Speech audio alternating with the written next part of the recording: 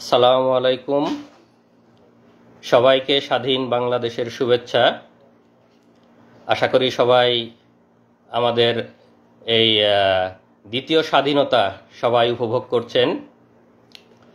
তো আপনারা সবাই জানেন যে আমরা দীর্ঘ 15 বছরের ফ্যাসিবাদ এবং জুলুম থেকে আমরা মুক্তি পেয়েছি, এবং এই ফ্যাসিবাদ এবং জুলুমের যে ভয়াবহ বর্ণনা, এর অনেক কিছুই আপনারা জানেন, আবার অনেক কিছু সম্বন্ধেই আপনারা অবগত নন। তো আমরা নিজেরাও সেই ফ্যাসিবাদ এবং জুলুমের যে ভয়াবহ নির্যাতন, সেই নির্যাতনের শিকার হয়েছি। তো আমি এখন আমার সেই ব্যক্তিগত অভিজ্ঞতা, ফ্যাসিবাদের যে গুম, আমি ব্যক্তিগতভাবে যে গুম হয়েছিলাম সেটি আপনাদের সামনে বিস্তারিত বর্ণনা করব ইনশাল্লাহ। তো আমি সংক্ষেপে প্রথমে আমার নিজের পরিচয় দিয়ে নিই। আমি ডক্টর এনামুল হক মনি। আমি এখন আছি দক্ষিণ কোরিয়াতে। আমি এখানে পোস্ট ডক্টরাল রিসার্চার হিসাবে আছি। আমি কোরিয়াতে এসেছি 2013 সালে। আমি 2013 সালে এসে কিয়ংপুক ন্যাশনাল ইউনিভার্সিটিতে আমি বায়োমেডিক্যাল সায়েন্সে পিএইচডি করেছি। তো সেখান থেকেই আমাদের আজকের গল্পের শুরু। তো আমার সবসময় স্বপ্ন ছিল পিএইচডি শেষ করে আমি দেশে ফিরব, দেশের জন্য কাজ করব। তো সেই স্বপ্ন নিয়েই আমার যখন পিএইচডির থিসিসের শেষ পর্যায়ে 2018 সালে, তখন আমি চেষ্টা করতেছিলাম যে দেশে ফেরার বা দেশে কোনো পজিশনের জন্য, বিশেষ করে ইউনিভার্সিটিতে আমার সবসময় ইচ্ছে ছিল। তো তখন আমি বিভিন্ন বিশ্ববিদ্যালয়ে দরখাস্ত করা শুরু করি, এবং তখন আমার শেরেবাংলা কৃষি বিশ্ববিদ্যালয় থেকে ইন্টারভিউর ডাক আসে। তখন আমি আমার পরিবারের সাথে কথা বলে আমি দেশে যাই আমার শেরেবাংলা কৃষি বিশ্ববিদ্যালয়ে ইন্টারভিউ দেওয়ার জন্য। তো ইন্টারভিউর ব্যাপারটা সংক্ষেপে বলে নেই যে ইন্টারভিউ যখন আমি যাই, তো সেখানে যতগুলো ক্যান্ডিডেট ছিল, আমি একমাত্র ছিলাম যার পিএইচডি করা, বাকি কারোরই পিএইচডি করা। আপনারা জানেন যে বাংলাদেশের বিশ্ববিদ্যালয়গুলোর নিয়োগের অবস্থা, আন্ডার গ্র্যাজুয়েট শেষ করে বা মাস্টার শেষ করেই বিশ্ববিদ্যালয়ের শিক্ষক হিসাবে যোগদান করে। মেধার মূল্যায়ন বাংলাদেশের বিশ্ববিদ্যালয়গুলোতে হয় না। তো আমি যখন শেরেবাংলা কৃষি বিশ্ববিদ্যালয়ে ভাইবা দিলাম, ভাইবার পরে ভিসি স্যার আমাকে সরাসরি বলতেছে যে এনামুল, আসলে তোমার পিএইচডি আছে, আমরা বুঝতে পারতেছি তুমি কোয়ালিফাইড, কিন্তু আসলে আমাদের অনেক লিমিটেশন আছে, আমাদের কিছু সমস্যা আছে। তো ঠিক আছে, তুমি আরও চেষ্টা করো, ধন্যবাদ। মানে আমাকে পাশ কাটাই দিল এবং তাদের অপারগতা প্রকাশ করলো। বুঝতেছি তাদের আগে থেকে ক্যান্ডিডেট সিলেক্ট করা, আমি একমাত্র পিএইচডি ক্যান্ডিডেট হওয়া সত্ত্বেও আমাকে নিয়োগ দেওয়া হয় না। তো ভাইবা শেষ করে আমি মোটামুটি 1 মাসের ছুটি নিয়ে গিয়েছিলাম এখান থেকে, কোরিয়া থেকে। তো 1 মাস পরিবারের সাথে খুব সুন্দর সময় কাটাইছি। আমার ওয়াইফ, আমার বাচ্চা, আমার ছেলে তখন 2.5 বছর বয়স, সাপওয়ান, আমার বাবা মার সাথে পুরা 1 মাস সবার সাথে খুব সুন্দর সময় কাটায়। তারপরে যখন আমি ফেরার সময় হলো 1 মাস ছুটি শেষে, তো আপনারা জানেন যে 2018 সালের ডিসেম্বরে আমরা যে মিডনাইট ইলেকশন বলি, সেই মিডনাইট ইলেকশন হয়, এবং আমি যাই হলো 2018 অক্টোবরে। তো স্বাভাবিকভাবেই সেই সময় দেশে মানে ফ্যাসিবাদী সরকার চরম ধরপাকড় করতেছে, মিছিল মিটিং থেকে গ্রেপ্তার করতেছে, মানুষকে গুম করতেছে। এবং আমরা সবসময়ই ফ্যাসিবাদের বিরুদ্ধে সোচ্চার ছিলাম। বিদেশে থাকা অবস্থায় ফেসবুকে, বিভিন্ন মিডিয়াতে অনেক লেখালেখি করেছি। আমরা সবসময়ই হাসিনার এই জুলুম, ফ্যাসিবাদের বিরুদ্ধে আমরা সবসময় লেখালেখি করেছি, আমি ব্যক্তিগতভাবে লেখালেখি করেছি। তো এই কারণে হয়তো অনেকেরই আমি চক্ষুশূল ছিলাম, এবং হাসিনার যে গুম বাহিনী তাদের নজরে ছিলাম, সেটা তো আমি অবশ্য বুঝতে পারি নাই। তো ভাইবা শেষ করে আমি যখন কোরিয়ায় ফেরার জন্য ব্যাক করি, সেটা ছিল 21 অক্টোবর 2018 সালে। আমি আমার শ্বশুরবাড়ি জামালপুরের ইসলামপুর, সেখান থেকে ট্রেনে করে ঢাকায় আসি। আমার ফ্লাইট ছিল রাত 1টায়। তো আমি ঢাকায় রাত 8টায় পৌঁছাই যাই। তা আমার সাথে যেহেতু শর্ট ট্যুরে গেছি দেশে, আমার সাথে লাগেজ তেমন বেশি ছিল না, খুব ছোট লাগেজ। তো ভাবলাম যে রাত 8টায় পৌঁছায় গেছে, আমি একটু বিশ্রাম নিয়ে রাত 10টা-11টার দিকে এয়ারপোর্টে গেলেই হবে। তো এয়ারপোর্টের পাশেই আমার একটা ছোট ভাইয়ের বাসা, তো তার ওখানে যাই, তার ওখানে গিয়ে রাতের খাবার খাই। রাতের খাবার খাওয়ার পরে কিছুক্ষণ বিশ্রাম নেওয়ার পরে তারপরে যখন 10টা 10:30 বাজে তখন আমি সেখান থেকে রওনা দিই। তার বাসাটা একদম এয়ারপোর্ট সংলগ্ন এলাকায়, তো মাত্র 15 টাকা 20 টাকা রিক্সা ভাড়া দূরত্ব। তো আমি একা একাই গেছি, বাড়ি থেকেও ফ্যামিলির কাউকে নিয়ে যাইনি, যে একা একা তাদেরকে আবার ফেরত আসতে হবে। তো আমার সেই ছোটো ভাই বললো যে ভাই আমি আগাই দিয়ে আসবো নাকি আপনাকে। তাই বললাম থাক, এত রাতে দরকার নাই, তুমি থাকো, আমি একাই যেতে পারবো, আমার কাছে তো আর ভারী লাগেজ নেই। তো আমি লাগেজ নিয়ে, যেহেতু একদম এয়ারপোর্ট সংলগ্ন, আমি রিক্সা নিয়ে এয়ারপোর্টের দিক যাই। তো আপনারা জানেন যে যারা বিদেশে থাকে, যখন দেশে যাতায়াত করে অনেকেই অনেক কিছু দেয়, প্রয়োজনীয় ডকুমেন্ট, অনেক সময় জরুরি মেডিসিন, অনেকের অনেক কিছু দিতে হয়। তো আমাকেও স্বাভাবিকভাবে 2-1 জন বলছে যে ভাই যাওয়ার সময় আমার এরকম একজন একটা ডকুমেন্ট দিবে, একজন বই দিবে, কিছু ওষুধ নিয়ে আসতে বলছে। তো তারা এয়ারপোর্টে ওয়েট করতেছে আমার জন্য, যে আমি গেলে ওখান থেকে দিয়ে দিবে। তো আমি সেই ছোটো ভাইয়ের বাসার থেকে বের হয়ে শুধু আমার ওয়াইফকে ফোন দিছি যে আমি খাওয়া দাওয়া করছি, তো রাত অনেক হয়ে গেছে, সে গ্রামে থাকে ইসলামপুরে, তো তোমরা আর রাত জাগো না, তোমরা ঘুমাই পড়ো, আমি পৌঁছাই তোমাকে ফোন দিব ইনশাল্লাহ। এ বলে আমি আমার বন্ধুর বাসা থেকে রিক্সা নিয়ে আসছি, যেহেতু বললাম যে আমার ছোট লাগেজ, বন্ধু আসতে চাইছে, ছোটো ভাইটা যেটা ছোটো ভাই বন্ধু, আমি তাকে বলছি যে এত রাতে আসার দরকার নেই, তোমার আবার কষ্ট করে ব্যাক আসতে হবে, আমি একা একাই আসছি। তা আসার পরে বিমানবন্দরের সামনের যে হাইওয়ে রাস্তা, রিক্সা যেহেতু আসছি, রিক্সা তো আর ভিতরে ঢুকবে না, এয়ারপোর্টের ভিতরে ঢুকবে না, বিমানবন্দরের সামনের যে রাস্তা, ওখানে আমি রিক্সা আমাকে থামাই দিছে। তো আমি রিক্সাটাকে ভাড়া দিয়ে রাস্তার এই পাশে নামাই দিছে। আমি এখন রাস্তা ক্রস করে লাগেজ নিয়ে এয়ারপোর্ট এরিয়ার মধ্যে ঢুকবো। তো যখন জাস্ট ঢুকবো, রিক্সাটা থামায় ভাড়া দিয়ে আমি রাস্তা ক্রস করতে লাগছি, তো ওরা আগে থেকেই আমাকে মানে টার্গেট করেছিল, আগে থেকেই ওখানে এসে সবাই রেডি হয়েছিল। তো পরে আমি যখন পার হতে লাগছে, আমাকে এরকম করে হাত ধরছে একজন, হাত ধরে বলছে এনামুল হক মনি, আপনার রাত 1টায় কোরিয়াতে ফ্লাইট না? তো আমি তো স্বাভাবিকভাবেই চিনতে পারিনি, আমি ভাবছি যে আমাকে যারা ডকুমেন্ট দিবে তাদের মনে হয় কেউ, তারা ওয়েট করতেছে আমার জন্যে। তাই আমি বলছি জি, আমি এনামুল হক মনি। তো জি বলার সাথে সাথেই একদম রাস্তার ওখানেই ওদের মাইক্রো সেট করা ছিল, মাইক্রোর একটা দরজা খোলা কার, তো কারের দরজা খোলা, আমাকে এরকম হাত ধরাই আছে, এনামুল হক মনি জিজ্ঞেস করছে, আমি যখন স্বীকার করছি, এরকম ধাক্কা দিয়ে আমাকে গাড়ির মধ্যে ফেলে দিছে। আর ভেতরে 2-3 জন ছিল, ভেতরের 2-3 জন আমাকে এরকম করে ধরে ভিতরে টান দিয়ে ঢুকাই নিছে। তো আমি চিল্লাচ্ছি, আপনারা কারা আমাকে নিয়ে যাচ্ছে, মানে আধা মিনিট থেকে 1 মিনিটের মধ্যে এরকম আমাকে ধরে ভিতরে ধাক্কা দিয়ে ফেলে দিছে, আর ভিতর থেকে কয়েকজন টান দিয়ে ঢুকাই নিছে। তো আমি কথা বলারও খুব বেশি সময় পাইনি, মানে ওখানকার মানুষজন একটু বুঝতেছে। তারপরে সাথে সাথে দরজাটা লাগাই দিল, কারণ দরজা লাগাই দিয়ে 1 মিনিটের মধ্যে আমার চোখ বেঁধে ফেললো, তারপরে পিছনে হাত বেঁধে ফেললো, আর আমার মোবাইল, মানি ব্যাগ, ল্যাপটপ, আমার লাগেজ যা যা ছিল, মোবাইল মানি ব্যাগ পকেট থেকে নিয়ে নিল। যেহেতু আমি ফ্লাই করার জন্য যাচ্ছি, আমার mobile, money bag, laptop, luggage যা যা ছিল সব কিছু নিয়ে নিল, জাস্ট চোখ বেঁধে ফেললো, পিছনে হাত বেঁধে ফেললো, মোবাইল, মানি ব্যাগ, ল্যাপটপ নিয়ে নিল, দরজাটা লাগাই দিয়ে গাড়ি টান। তো স্বাভাবিকভাবেই তো আমি আতঙ্কিত, যে কেউ আতঙ্কিত হবে সেই মুহূর্তে। তো আমি মানে কি হয়েছে, মানে তখন আমি বুঝে উঠতেই সময় লাগতেছে যে কি হচ্ছে। পরে 4-5 মিনিট একটু ওরা নীরব, আমাকে একটু হওয়ার সুযোগ দিচ্ছে। আমি তো জোরে জোরে নিঃশ্বাস নিচ্ছে, আল্লাহর কাছে দোয়া করতেছি, মানে বুঝতেছি যে কি হলো, কিন্তু অনুমান করতে পারতেছি না। হঠাৎ করে তো কিছুক্ষণ পরে, এনামুল সাহেব কি ভয় লাগছে, একজন জিজ্ঞেস করতেছে। তা বললাম যে হ্যাঁ, আপনারা কারা, আপনারা আমাকে কি নিয়ে যাচ্ছেন? না ভয় নাই, আমরা তোমাকে কিছু জিজ্ঞাসাবাদের জন্য নিয়ে আসছি, তুমি তো হয়তো বুঝতে পারছো যে আমরা কারা, তো তোমাকে কিছু জিজ্ঞাসাবাদ করব, তোমার তো আবার রাতে ফ্লাইট আছে, তোমাকে আমরা এয়ারপোর্টে ড্রপ করে দিয়ে আসতে হবে।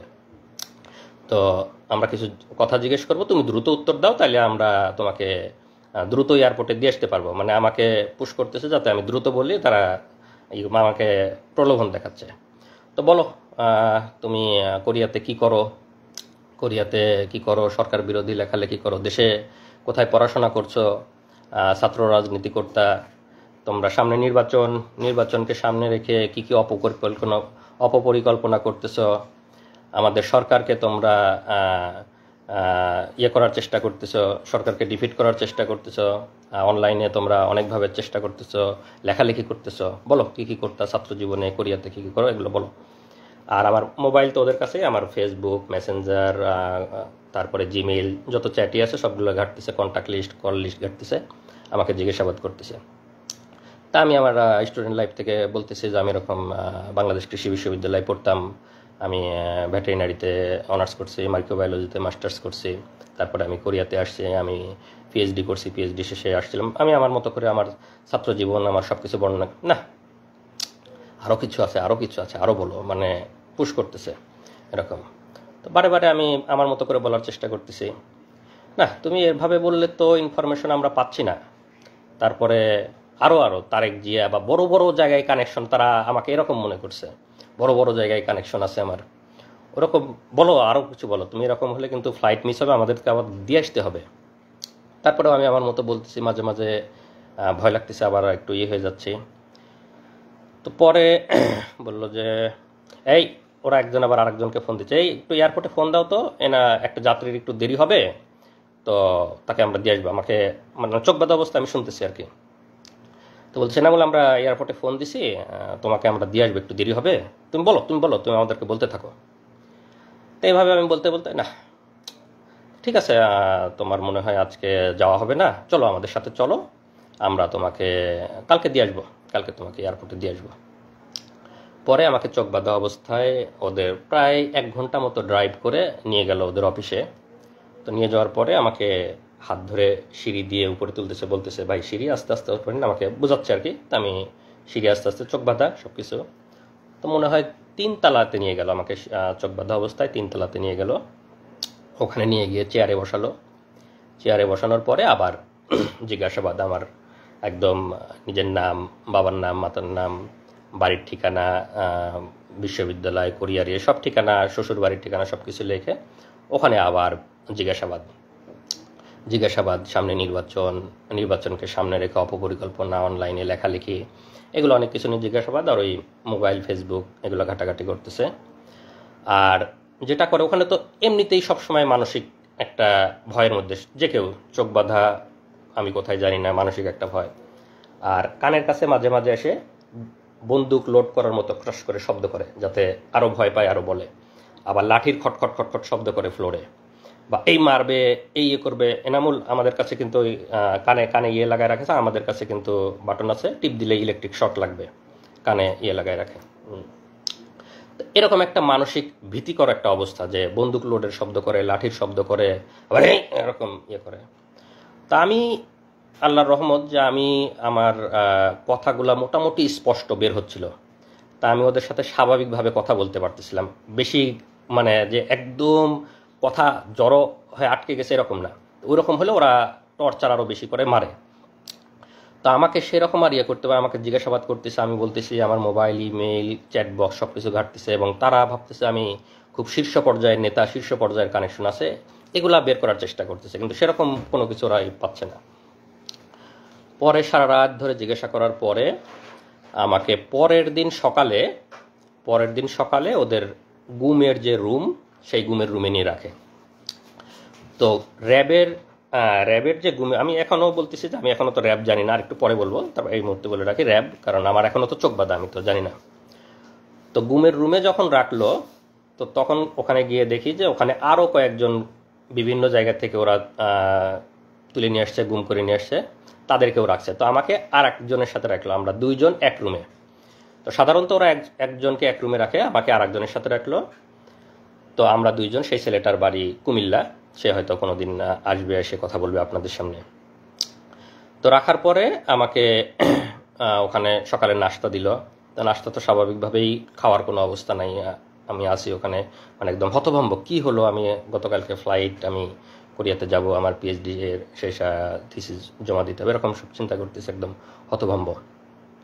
তো সেই ছেলেটার সাথে কথা বলতেছি, যে ছেলেটা আমার রুমে ছিল গুম, আর পাশের 2টা রুমে আরও 2 জন 1 জন, মোট 5 জন আমরা একসাথে গুম ছিলাম। তো এই অবস্থায় আমি খুবই তো চিন্তিত, আপনারা স্বাভাবিকভাবে বুঝতে পারছেন আমার মানসিক অবস্থা। আমি আমার ফ্যামিলি, আমার বউ, আমার বাচ্চা তখন 2.5 বছর বয়স, সবাইকে নিয়ে চিন্তা করতেছি। তো আমার মানে আমি কোনোভাবে মানে চেষ্টা করতেছি যে আমার ফ্যামিলিকে যদি একটু জানাইতে পারতাম যে আমি অন্তত বেঁচে আছি, বা আমি তো স্বাভাবিক যে আমি যে গতকালকে কোরিয়াতে যাই নাই, আমার ফ্যামিলি কিভাবে চিন্তা করতেছে, কান্না করতেছে, সেটা তো আমি ওখান থেকে বুঝতে পারতেছি, কিন্তু আমি তো তাদের কাছে পৌঁছাইতে পারতেছি না, কোনোভাবে জানাইতে পারতেছি না। তো সামনে যারা গার্ড দেয়, তখন আমার যখন ঘুমের রুমে দিছে, রুমের মধ্যে রাখছে, তখন আমার চোখ খুলে দিছে। তো চোখ খুলে দেওয়ার পরে সামনে মানে রডের দরজা, আর সামনে আর একটা সলিড দরজা থাকে। তো রডের দরজা লাগাই দিলে সামনে যারা নিরাপত্তা কর্মী থাকে তাদের দেখা যায়, আর মানে সলিড দরজাটা লাগাই দিলে দেখা যায় না। তো ওরা রডের দরজাটা লাগাই রাখছে, সামনে যারা নিরাপত্তা রক্ষী যারা হাঁটতেছে তাদেরকে দেখা যাচ্ছে। তো আমি তাদেরকে বারে বারে বলছি, তারা বলছে ভাই কোথা থেকে আসছেন এটা জিজ্ঞেস করে। আমি বললাম যে আমি এরকম কোরিয়াতে পিএইচডি করতাম, গতকালকে ফ্লাইট ছিল, আমাকে এয়ারপোর্ট থেকে তুলে নিয়ে আসছে এরকম। তারপরে আমার ওয়াইফের বর্ণনা, আমার ছোট ছেলের কথা শুনে ওরাও একটু মানে মন নরম হয়েছে, আরে আপনার একটা ছোট ছেলে আছে এরকম ইয়ে। তো ওরা একটু মানে ভদ্র এবং আমাদের প্রতি খুবই সহমর্মী। তারাই করে ভাই আল্লাহ আল্লাহ করেন, কোনো কিছু হবে না। মানে অফিসারগুলা মানে টপ লেভেলের, মানে হাসিনা বাইসে বাইসে সবগুলা অফিসার একদম সর্বোচ্চ লেভেলের শুয়োরগুলোকে বসাইছে, কিন্তু যারা লোয়ার লেভেলের তারা অনেক মানে সিম্প্যাথেটিক এবং অনেক সহমর্মী, তারা আমাদের বিষয়গুলো বোঝে, তারা অনেক সান্ত্বনা দিচ্ছে, ভাই আল্লাহ আল্লাহ করেন, ঠিক হয়ে যাবে ইনশাল্লাহ, কিছুই হবে না, এরকম বোঝানোর চেষ্টা। আমি ওদেরকে অনেক অনুরোধ করি, ভাই আমার ওয়াইফ ওদিকে কান্নাকাটি করতেছে, ভাই আমার ওরা মরে যাবে, আমি অনেক একটু ওদেরকে যদি জানাইতে পারতাম, ভাই আমার ওয়াইফ একটু জানান যে আমি অন্তত বেঁচে আছি, এইটুক জানান ভাই। অনেক কান্নাকাটি করতেছে, অনেক রিকোয়েস্ট করতেছে। তো কোনো না ভাই, আমার ওদের কাছে মোবাইল, ওদের ডিউটিরত অবস্থায় মোবাইল আনার অনুমতি নেই, ভাই আমাদের মোবাইল আনার কোনো অনুমতি নাই, আপনি এগুলো বলেন না। এরকম সকাল থেকে দুপুর পর্যন্ত চলে যাচ্ছে, তাও কোনো ইয়ে হয় না। আমি তো বারে বারে চেষ্টা করতেছি ওদেরকে রিকোয়েস্ট করে, মানে যেভাবেই হোক একটু ইয়ে করার। বারে আমার যে রুমমেট ছিল তাকে বলতেছি। পরে এক সময় একটা মানে যে গার্ড ছিল তার একটি হয়েছে, তো বলতেছে যে ভাই ঠিক আছে, আপনি কাজ করেন, আপনার নাম্বারটা আমাকে বলেন, আপনার ওয়াইফের নাম্বার, আমার তো এখন ডিউটি, আমি ডিউটি শেষ করে গিয়ে আপনার ওয়াইফকে বলার চেষ্টা করব। তো আপনি নাম্বারটা বলেন, আপনি কাউকে বলেন না, আমি আপনার ছোট ছেলে আছে, এটা শুনে আমার অনেক মায়া লাগছে, আমি আপনার ওয়াইফকে বলার চেষ্টা করি। তো আমি তাকে আমার ওয়াইফের নাম্বারটা বলি। তো সে একটু ওয়াইফের নাম্বারটা কোথাও লিখে নেয় যে আমি ডিউটি শেষ করে গিয়ে চেষ্টা করবো আপনার ওয়াইফকে। আমি অনেক অনেক কান্নাকাটি করছি, অনেক রিকোয়েস্ট করছি। তো এই পর্যায়ে আমাকে ওইখানে মানে ঘুমের যে রুম ওখানে রেখে দেয়, ওই অবস্থায় থাকি। আমাকে ওখানে 3 বেলা খাবার টাবার দেওয়া শুরু করে। তো ওরা খাবারটা স্বাভাবিক খাবার দেয়, ওদের যে অফিসার্স মেসে যে রান্নাগুলো হয় সেই রান্নাগুলা প্রতি বেলায় এসে আমাদেরকে খাবারগুলো দিয়ে যায়, স্বাভাবিক খাবার, ভালো খাবার, অফিসার্স মেসে যে রান্না হয় সেগুলোই দিয়ে যায়। তো সকাল দুপুর রাত ওভাবে খাবার দিতে থাকলো, আমাকে ঘুমের রুমে ওভাবে রেখে দিল। তো এই পর্যন্ত আমার অধ্যায়ের একটু বিরতি, এরপরে আমার আরও বর্ণনা শুরু হবে। তো এই অবস্থায় তো আমার ওয়াইফরা ওদিকে কান্নাকাটি করতেছে, ওরা ওদিকে আমাকে খোঁজাখুঁজি করতেছে, ওদের কি অবস্থা আমার ওয়াইফের কাছে আপনারা এই পর্যায়ে একটু শুনুন, তারপরে আবার আমি বলবো। আসুন। আসসালামু আলাইকুম, আমি নাজনীন সুলতানা নিপা, এনামুল হকমনের ওয়াইফ। আসলে সেই দিনগুলো তো ভোলার মতো না। এখন হয়তো বর্ণনা করতে পারবো, কিন্তু সেই সময়টা কোনোভাবেই বোঝাতে পারবো না আপনাদেরকে। তো আমার হাজব্যান্ডের সাথে আমার লাস্ট কথা হলো 9:30টার দিকে, 9:23 আমার সাথে লাস্ট কথা হয়েছে। ও আমাকে বলছে যে ঘুমিয়ে পড়ো, আমি এয়ারপোর্টে কাজ শেষ করে তোমাকে কল দিব। তারপর আমি বাবুকে নিয়ে ঘুমিয়ে পড়লাম। রাত যখন 12টা বাজে আমার হুট করে ঘুম ভেঙে গেল। আসলে কেউ জার্নি করলে, পরিবারের কেউ জার্নি করলে তো ওরকম গভীর ঘুম হয় না। তো 12টার সময় আমার ঘুম ভেঙে গেল। আমি তখন মোবাইলটা নিয়ে তাকে কল দিলাম। তো তার মোবাইলে রিং হচ্ছে, কিন্তু কল রিসিভ করছে না। আবার আমি মেসেজ দিয়েছি যে ফ্রি হলে আমাকে কল দিও। তখন 12টা বাজে, তার ফ্লাইট ছিল 1:05-এ। তো আমি যখন মেসেজ দিচ্ছি, মেসেজ সিন হচ্ছে, কল রিং হচ্ছে, কিন্তু কলও ধরছে না, মেসেজের রিপ্লাইও দিচ্ছে না। তখন আমার কাছে খুব ইয়ে লাগলো যে মনে হয় ব্যস্ত আছে, হয়তো এয়ারপোর্টের কোনো ঝামেলা বা বিজি আছে এরকম। আমি অপেক্ষা করছি তারপর ওখান থেকে মেসেজ বা কল আসবে, কিন্তু আসছে না। তো যখন রাত 1টা পার হয়ে যাচ্ছে তখন আমার ভিতরে কি ব্যাপার, কেন এরকম হচ্ছে, ও তো আমাকে জানানোর কথা। তো তখন আমার মনে হলো যে হয়তো মোবাইল হারিয়ে ফেলছে বা মোবাইল বা ল্যাপটপ হারিয়ে ফেলছে, কিন্তু আমার মানে বারবার খালি একা একা। আমি কিন্তু রাতে আমার বাবুর সাথে একা ঘুমিয়েছি, আমার বাবা মা অন্য রুমে, তাই মধ্যরাতে তো আমি কাউকে কিছু বলতে পারছি না। তখন আমি মানে খালি বারবার আল্লাহ আল্লাহ করছি যে আল্লাহ কি হলো, যদি মোবাইল হারিয়ে যায় তাহলে তো এয়ারপোর্ট থেকে অন্য কারো ফোন থেকে আমাকে একবার জানাবে সে, এটা আমি শিওর যে সে আমাকে জানাবে, কারণ আমি টেনশন করব। কিন্তু না, আমি অপেক্ষা করছি, রাত 1টা 2টা বেজে যাচ্ছে, কোনো মেসেজ নেই, কল নেই। রাত 1টার পরেও যখন তার ফ্লাইট ছিল, ফ্লাই করার সময়, তারপরেও আমি মেসেজ দিচ্ছি, কিন্তু মেসেজ সিন হচ্ছে, রিপ্লাই দিচ্ছে না। হ্যাঁ, তো আমার কাছে মানে তখন থেকেই আমার মানে খুব অস্থির লাগতেছে যে কিছু একটা হয়েছে, আমি শিওর। হয়তো মোবাইল হারাইছে বা কিডন্যাপ কিছু একটা হয়েছে। আমাদের বাংলাদেশে তো এসব মানে খুব কমন। তারপরে সারা রাত কেটে গেল ওইভাবে। আমি ফজরের নামাজ পড়ে যে ভাইয়ের বাসায় গিয়েছিল, ছোট ভাইয়ের বাসায়, তাকে কল দিলাম, দিয়ে বললাম যে ভাইয়া আমি তো ওর সাথে যোগাযোগ করতে পারছি না, আপনার সাথে মানে লাস্ট কি কথা হয়েছে বা আপনি কি যোগাযোগ করেছিলেন তার সাথে? তখন সেই ভাই বলল যে না আপু, আমি তো ভাইকে রিকশায় উঠাই দিছি, আমি তার সাথে যেতে চাইছিলাম কিন্তু ভাই আমাকে না করলো। তো আমিও রাত্রিবেলা ফোন দিছি কয়েকবার, কিন্তু কথা হয় নাই। তারপরে তার কাছ থেকে শুনে আমার আরও ভয় লাগা শুরু হয়ে গেল।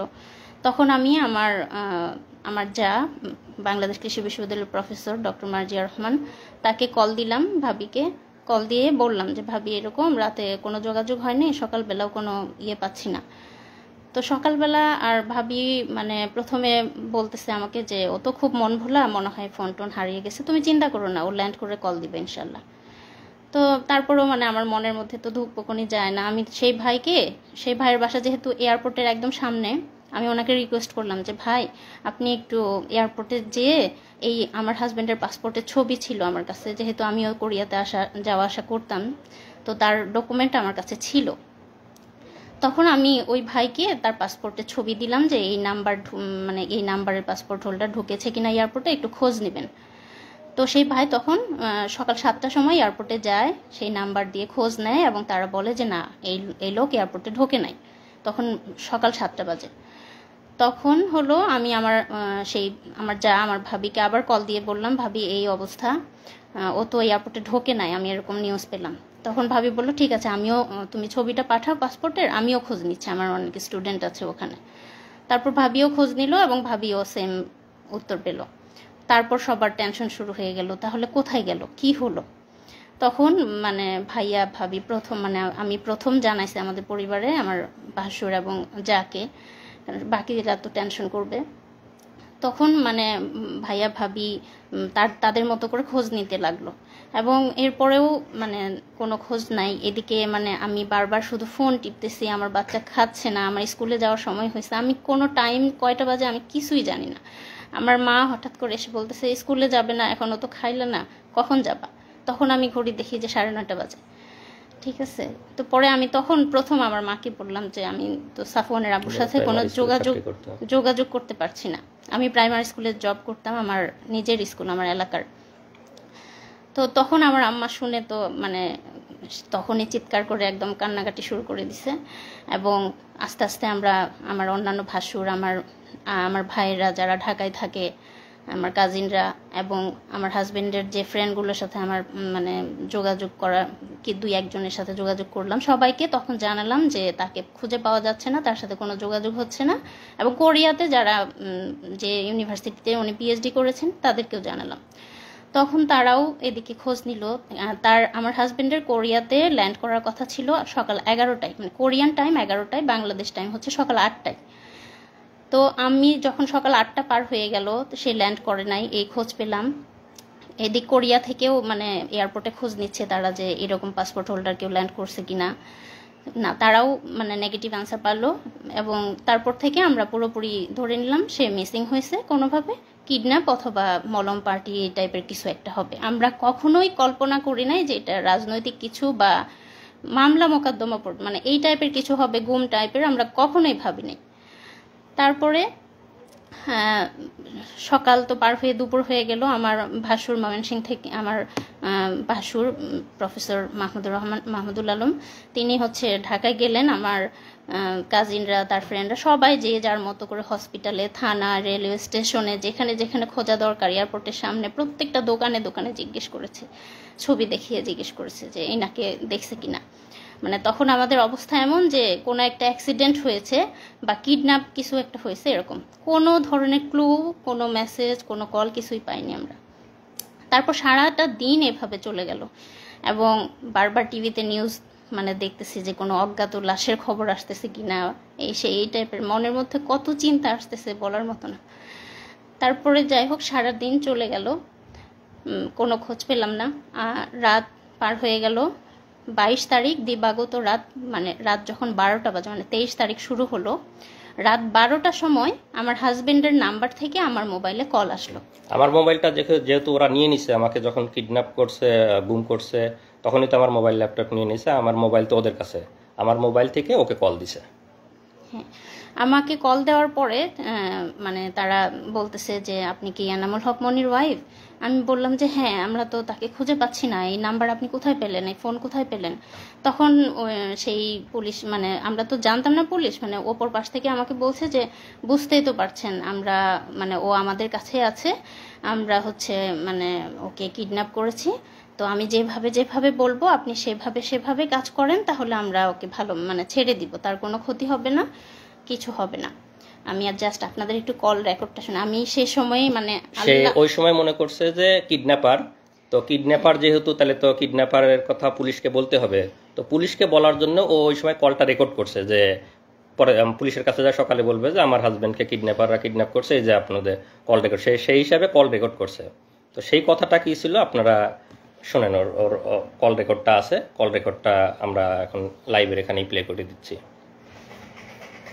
ঢাকায় না, আমি জামালপুর। আচ্ছা, জামালপুর থাকেন, সমস্যা নাই। জি। তো এখন এনামুলকে আমরা ছাড়ার ব্যাপারে ফোন করছি, ঠিক আছে? ঘটনা কি সেটা এখন জানার দরকার নাই। ঘটনা এনামুল বাসায় গেলে, বাড়িতে গেলে তারপরে বলবে। আচ্ছা, এখন কিছু বলতে পারবো না আমরা, ঠিক আছে? ও ভালো আছে তো ভাইয়া? ভালো না থাকলে কি আমরা যোগাযোগ করতাম? জি জি জি, হ্যাঁ ঠিক আছে। আমি একটু কথা বলতে চাই ভাইয়া, একটু খালি খালি মোর মুখটা খালি শুন ভাইয়া, আমি মরে যাচ্ছি একদম, একটু কথা বলতে দিবেন ভাই? আপনি কি যোগাযোগ করছি দেখে কি এত যোগাযোগ না করলে ভালো হতো মনে হয় না? আচ্ছা আচ্ছা, না ঠিক আছে, আপনি যা বলবেন তাই শুনবো, আপনি বলেন। সুস্থভাবে কথা বলেন, আপনাকে বলছি না সত্যি কথা বলেন, কোনো উচ্ছৃঙ্খলার কোনো কিছু দরকার নাই। জি আচ্ছা ঠিক আছে ভাইয়া। এখন কথা হচ্ছে, আপনি আপনার ভাই ব্রাদার, ওনার ভাই ব্রাদার কাউকে কিছু বলতে পারবেন না, যেহেতু আপনি কথা বলছেন। হ্যাঁ। আমরা সবার সাথে কথা বলতে পারবো না, কথা একজনের সাথে বলবো। জি। আর আপনি কাউকে কিছু বলার দরকার নাই যদি এনামুলকে পাওয়ার ইচ্ছা থাকে। আচ্ছা, বলবো না আমি কাউকে। কারণ কে কোন দিক দিয়ে কি সমস্যা করে সেটা বলা যায় না, ঠিক আছে? জি বলবো না ভাইয়া। এখন আপনাদের দরকার এনামুলকে সুস্থভাবে পাওয়ার, আমরা বুঝি এটা। জি। তো সুস্থভাবে পাইতে হলে আমরা যেভাবে বলবো সেভাবে করতে হবে। আচ্ছা বলেন। আমাদের 1.5 লক্ষ টাকা দিতে হবে। 1.5 লক্ষ টাকা কখন দেব ভাইয়া? এখন দিবেন? এখন? এত রাতে ব্যাংকে তো টাকা ভাইয়া। আচ্ছা, আমি টাকার ব্যবস্থা করব। হ্যাঁ, আমি টাকা ব্যাংকে? জি ব্যাংকে। আমি তো কেন, কোন দোকানদার পরিচিত নাই? এই যে মোবাইলের অ্যাকাউন্টের দোকানদার আছে, জি ওই জন্য কেউ পরিচিত নাই? খোঁজ নিলে পরিচিত মানে হয়তো পাবো, কিন্তু আমি তো মেয়ে মানুষ, এটা তো আমার মানে একজনকে হলেও জানাতে হবে ভাই। না, আপনাকে কেউ যদি বিদেশ থেকে টাকা পয়সা পাঠায় তো কিভাবে তোলেন?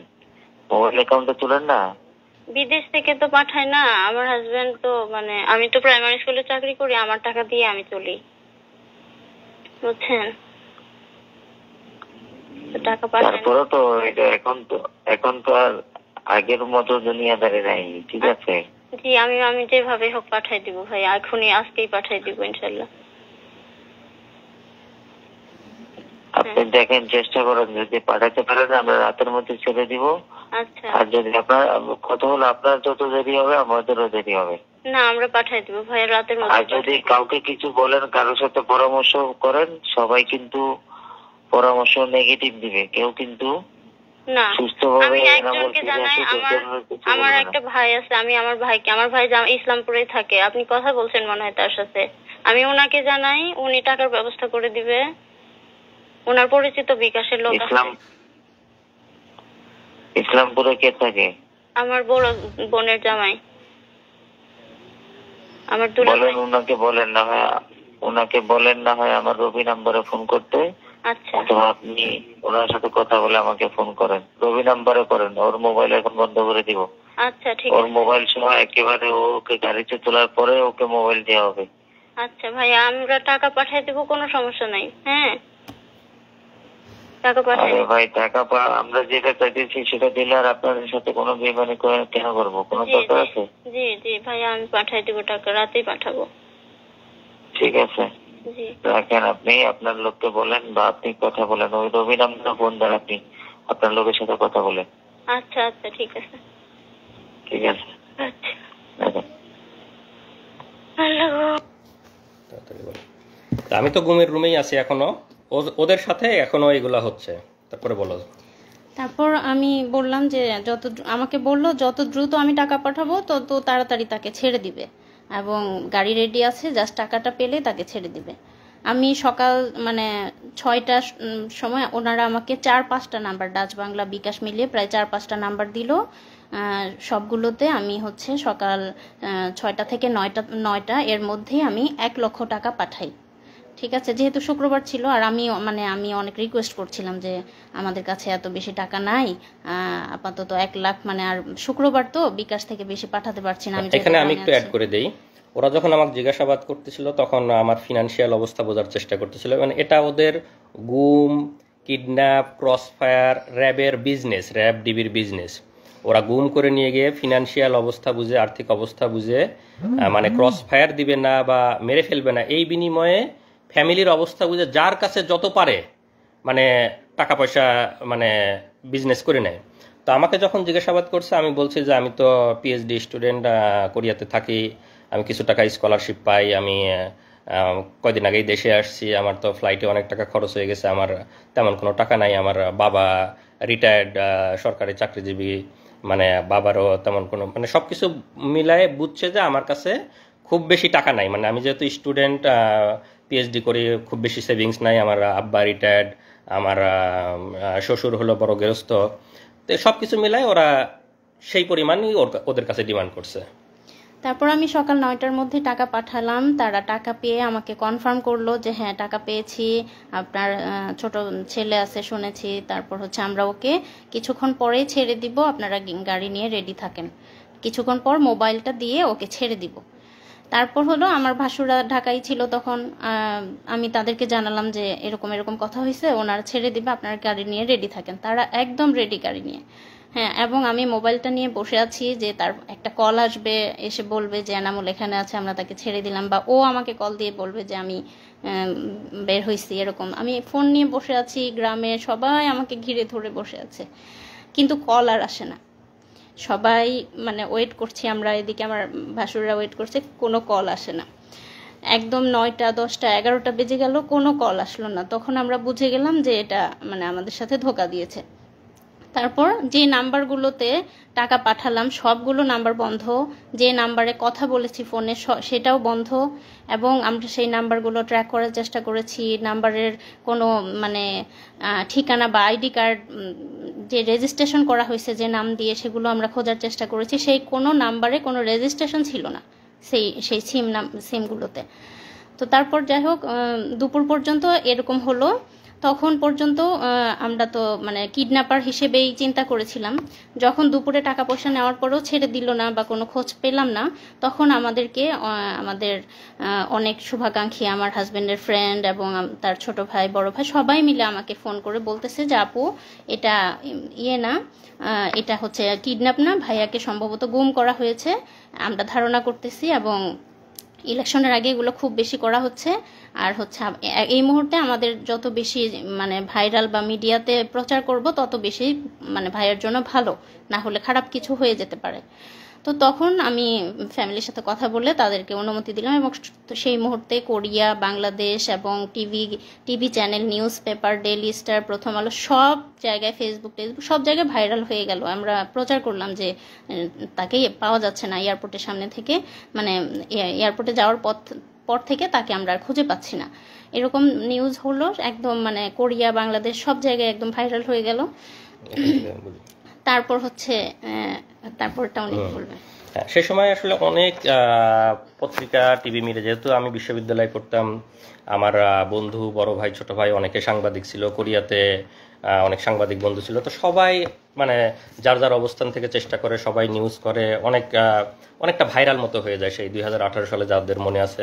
তো এখানে একটা জাস্ট নিউজ আমার, যে এখানে ইংলিশ একটা নিউজ পেপার, যে পিএইচডি স্টুডেন্ট গোজ মিসিং, প্রথম আলো সহ অনেক জায়গায় আসে যে কোরিয়াতে ফেরার পথে পিএইচডি স্টুডেন্ট অপহরণ হয়ে গেছে। তো নিউজগুলো অনেকটা ভাইরাল মতো হয়ে যায়। তা আমি তো ওখান থেকে বুঝতেছি না, আমি যেহেতু ঘুমের রুমে আছি, আমি তো বুঝতেছি না আমাকে নিয়ে এত কিছু হচ্ছে। আমি বুঝতেছি সবাই খোঁজাখুঁজি করতেছে, কিন্তু এত নিউজ হয়েছে এটা তো আর আমার ধারণা নাই। তো ওখানে একবার কারারক্ষী, মানে যে গার্ড থাকে, সে একবার এসে জিজ্ঞেস করতেছে, আপনি কি পিএইচডি স্টুডেন্ট নাকি, মানে ডিউটি চেঞ্জ হয়েছে অন্য একজন। তাই বললাম যে হ্যাঁ। আচ্ছা, আপনাকে নিয়ে অনেক লেখালেখি হচ্ছে, আপনার বন্ধু টন্ধু আছে নাকি সাংবাদিক? তোমাকে হ্যাঁ, তো বিশ্ববিদ্যালয়ে পড়ছে, অনেক সাংবাদিক বন্ধু আছে। তা একটু খালি মানে বুঝতে পারলাম যে মনে হয় আমাকে নিয়ে অনেক লেখালেখি হচ্ছে।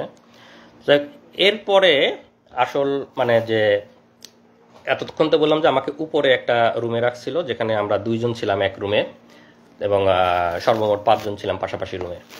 এরপরে আমাকে যে আয়নাঘর, আমরা যেটা আসলে বুঝি যে ঘুমের যে স্পেশাল রুম, সেই স্পেশাল রুমে আমাকে নিয়ে যায়, রাখে, চোখ বেঁধে নিয়ে যায়। তো সেটা হলো যে মানে আমাকে চোখ বেঁধে যখন নিয়ে যায়, আমি এটা আগে একটু বলে নেই, যদিও এই স্টেজে তো আমি দেখতে পাচ্ছি র্যাবের কোন জায়গায় সেটা তো আমি জানি না, পরবর্তীতে জানছি। আমি এই স্টেজেই আপনাদেরকে একটু বলে দিচ্ছি। সেটা হলো যে আমাকে যেখানে রাখছিল সেটা হলো র্যাব 2 বসিলা মোহাম্মদপুর ক্যাম্প। আমি আবার বলতেছি, র্যাব 2 বসিলা মোহাম্মদপুর, ঢাকা, এখানে আমাকে রাখছিল। তো সেখানে আমাকে চোখ বেঁধে যখন নিয়ে যাওয়ার পরে, আপনারা যদি সাংবাদিক বা যারা আছেন, যারা মানবাধিকার কর্মী আছেন, তারা যাবেন, তারা দেখবেন র্যাব 2 এর বসিলা মোহাম্মদপুর ক্যাম্পে যদি আপনারা দরজা দিয়ে ঢুকে ডান পাশের যে বিল্ডিংটা, স্বাভাবিকভাবে দেখে মনে হবে একটা স্বাভাবিক বিল্ডিং, একতলা কি দোতলা বিল্ডিং, একটা গেট দিয়ে ঢুকে ডান পাশের বিল্ডিংটা। তো সেই বিল্ডিংয়ে আমাকে তখন ওই রুম থেকে চোখ বেঁধে নিয়ে গেল একটা টয়লেটের মধ্যে দিয়ে দরজা আছে, দরজা দিয়ে সম্ভবত আন্ডারগ্রাউন্ডে নিয়ে গেল।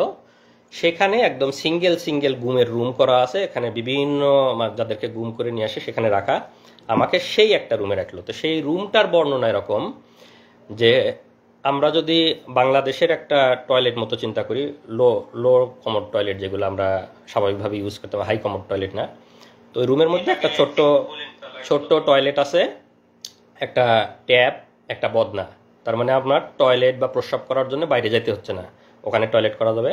আর বাকি যে ফাঁকা জায়গাটুকু আছে, মানে একটা টয়লেটের বড় একটা টয়লেটের জায়গার মতো বাকি যে ফাঁকা জায়গাটুকু আছে, সেই জায়গায় একটা স্বাভাবিক মানুষ টান হয়ে শুয়ে থাকতে পারবে না। আমি হাইটে অত বেশি লম্বা না, তারপরে আমাকেও পা একটু ঘুচায় এভাবে শুয়ে থাকতে হতো, এরকম এতটুকু জায়গা।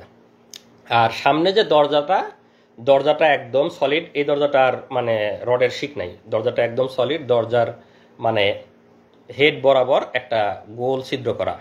তো সামনে যারা মানে গার্ড থাকে, তো কাউকে বলার দরকার হলে ওই ছিদ্রর ওইটা সরায় ওদেরকে ডাক দিলে তখন ওরা কোনো কথা বলা বা কোনো জরুরি কিছু দরকার হলে ওরা, বা খাবার দেওয়ার দরকার হলেও ওদিক দিয়ে এসে কথা বলে তারপরে খাবার দেয়।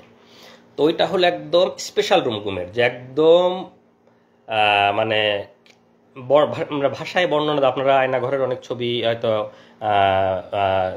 ইয়েতে নেত্র নিউজে বা বিভিন্ন জায়গায় দেখছেন, আগামীতে আরও আসবে, আপনারা হয়তো ভিডিও দেখতে পারবেন, সাংবাদিক মানবাধিকার কর্মীরা যাবেন, সেগুলো ভিডিও করে নিয়ে আসবেন। তো একদম যেটা বর্ণনা দিলাম, একটা ছোট টয়লেট এবং বাকি যে ফাঁকা জায়গাটুক থাকে, কষ্টে মষ্টে পা ভাঁজ করে একজন মানুষ শুয়ে থাকতে পারে। তা আমাকে ওখানে রাখার পরে একা ওই রুমগুলো হলো সিঙ্গেল ইউনিট, একা রাখলো। তো স্বাভাবিকভাবে ওখানে তো সবসময় মৃত্যু আতঙ্ক, মানে কখন মেরে ফেলবে, কখন মানে সবসময় কল্পনা যে মেরে কোথায় লাশ ফেলে দেবে, কেউ টের পাবে। বাংলাদেশে যা হয় মানে লাশ ভাসতেছে, গুম হয়ে যাচ্ছে, নিখোঁজ হচ্ছে, কে কোথায় মারা যাচ্ছে, কার কোথায়, সেগুলো সবসময় চিন্তা হচ্ছে। তো পরের দিন রাতের বেলা আমাকে আবার ওই গুমের ওই যে সিঙ্গেল রুম, আয়নাঘরের যে সিঙ্গেল রুম, সেই রুম থেকে নিয়ে যায়, নিয়ে আবার অফিসারদের রুমে নিয়ে যায়। অফিসারদের রুমে যখন যাবে সবসময় চোখ বাঁধা, গুমের রুমে থাকা অবস্থায় চোখ খোলা রাখে। অফিসারদের রুমে যাওয়ার সময় সবসময় চোখ বাঁধা, কারণ কে জিজ্ঞাসাবাদ করতেছে, কে অফিসার, কে কি, কোনো কিছু বোঝার সুযোগ নাই। তারা বাংলাদেশি না ভিনদেশি তাও বোঝার সুযোগ নাই। এবং আমার কাছে যথেষ্ট সন্দেহ হয়েছে যে তাদের মধ্যে কিছু ভারতীয় মানে র বা এদের থাকতে পারে, এবং এদের জিজ্ঞাসাবাদ, এদের টেকনোলজি, মোবাইল সার্চিং, এগুলো এত ইন্টেলেকচুয়াল, এত দক্ষ, আমার কাছে মনে হয় না যে বাংলাদেশিরা এত দক্ষ হতে পারে। তাদের মধ্যে দুই একজন মানে ভারতীয় রয়ের গুপ্তচর থাকা অসম্ভব কিছু না, আমার কাছে মনে হয়েছে। কলকাতার হ্যাঁ, বা এবং ভাষাটাও সবসময় একদম পিওর বাংলা মনে হয় নাই, কয়েকজন কথা বলতেছিল। যাই হোক, যেটা বললাম যে মানে অফিসারদেরকে আমরা যেহেতু দেখতে পাচ্ছি না, তাদের বর্ণনা দেওয়ার তো সুযোগ নেই এই স্টেজে। তো সেখানে এরা রাতভর আবার আমাকে জিজ্ঞাসাবাদ করে, এবং সেদিন মানে ফিজিক্যাল টর্চার করে নাই, ভয়াবহ মানসিক টর্চার করছে। যেটা বললাম যে বন্দুকের গুলির শব্দ, লাঠির শব্দ, মানে কানে ইলেকট্রিক শক দেওয়ার মতো শব্দ, ভয়াবহ মানসিক টর্চার করে। এবং আমাকে প্রায় হয়তো আনুমানিক রাত 12টার দিকে আবার এনে গুমের রুমে রেখে দেয়। তো সেই দিন আমি মানে মোটামুটি এমনিতে অনেক আতঙ্ক ভয়, সেদিন মনে হলো যে আজকে মনে হয় খারাপ কিছু করতে পারবো। ওদের জিজ্ঞাসাবাদের ধরন বা সব কিছু মিলায় খুব মানে ভীতিকর একটা অবস্থা। তো এসে কোনো মতো শুয়ে আছে, ঘুমাই না, ঘুম তো আসার কোনো সুযোগই নাই ওখানে। তো যে অবস্থা, হয়তো ক্লান্ত হয়ে গেলে চোখটা একটু বুঝে আসে। তা আমাকে শেষ রাতের দিকে, রাত 4:30 বাজে, তখন আবার আইসে দরজায় মানে র্যাবের একজন নক করছে, ভাই আপনি আসেন, আপনাকে নিয়ে দ্রুত অপারেশনে যাইতে হবে। তখন তো আমার বুকের মধ্যে একদম মানে চিৎ করে উঠছে যে এত রাতে অপারেশন, মানে তখন তো এমনিতে সব সময় মৃত্যু চিন্তা, ক্রস ফায়ারের চিন্তা, মানে আমাকে শুধু দরজায় ডাক দিছে, আপনি বের হয়ে আসেন, আপনাকে নিয়ে অপারেশনে জানতে হবে। তখন আমি পুরাপুরি শিওর যে ভাই মানে মনে হচ্ছে যে আমাকে ক্রস ফায়ারের দেওয়ার জন্য ডাক, অপারেশন, র্যাবের অপারেশন এত রাতে আর কি হবে। তখন রাত 4টে 4:30 বাজে, আমি বুঝতেছি ফজরের সময় হয়ে যাচ্ছে। তখন আমি ওদেরকে বললাম, মানে ওই সময় তো চিল্লা চেঁচামেচি করেও কোনো লাভ নাই, মানে কেউ তো শোনার নাই। তখন আমি ওদেরকে বললাম যে ভাই একটু দেরি করেন, এখনই তো মানে আজান হয়ে যাবে, আমি ফজরের নামাজটা পড়ে নিই, আমি নামাজটা পড়ে বের হই। জীবনের মানে আমি একদম পুরাপুরি শিওর। আমি এখন হয়তো বলতে বলতে আমাদের অশ্রু শুকাই গেছে, মানে প্রথম যখন বলতাম আমি কান্নাকাটি করতাম আমার ওয়াইফের কাছে, সবার কাছে যখন বর্ণনা করছি, এখন বলতে বলতে মানে আমার অশ্রু শুকাই গেছে, হয়তো বা সেই এক্সপ্রেশনটা আসতেছে না যে মানে প্রথম দিকের আমার কি অবস্থা ছিল। আমি শতভাগ শিওর যে আমাকে ক্রস ফায়ারের জন্য নিয়ে যাচ্ছে, শুধু বলছে যে আপনি বের হন, আপনাকে নিয়ে অপারেশনে যেতে হবে। তা আমি ওদেরকে বললাম যে ভাই আমাকে একটু সময় দেন, আমি নামাজটা পড়ে বের হই, জীবনের শেষ নামাজ আমি পড়ে বের হই। আমি একদম মানে চিল্লা চেঁচামেচি করতেছি, চিল্লা চেঁচামেচি করে তো কেউ শোনার নাই। তো পরে আমি সুন্দর করে অজু করছি, অজু করে যখন টয়লেটে নিয়ে গেছে, ওরা চোখ বেঁধে হাত ধরে ধরে নিয়ে যায়।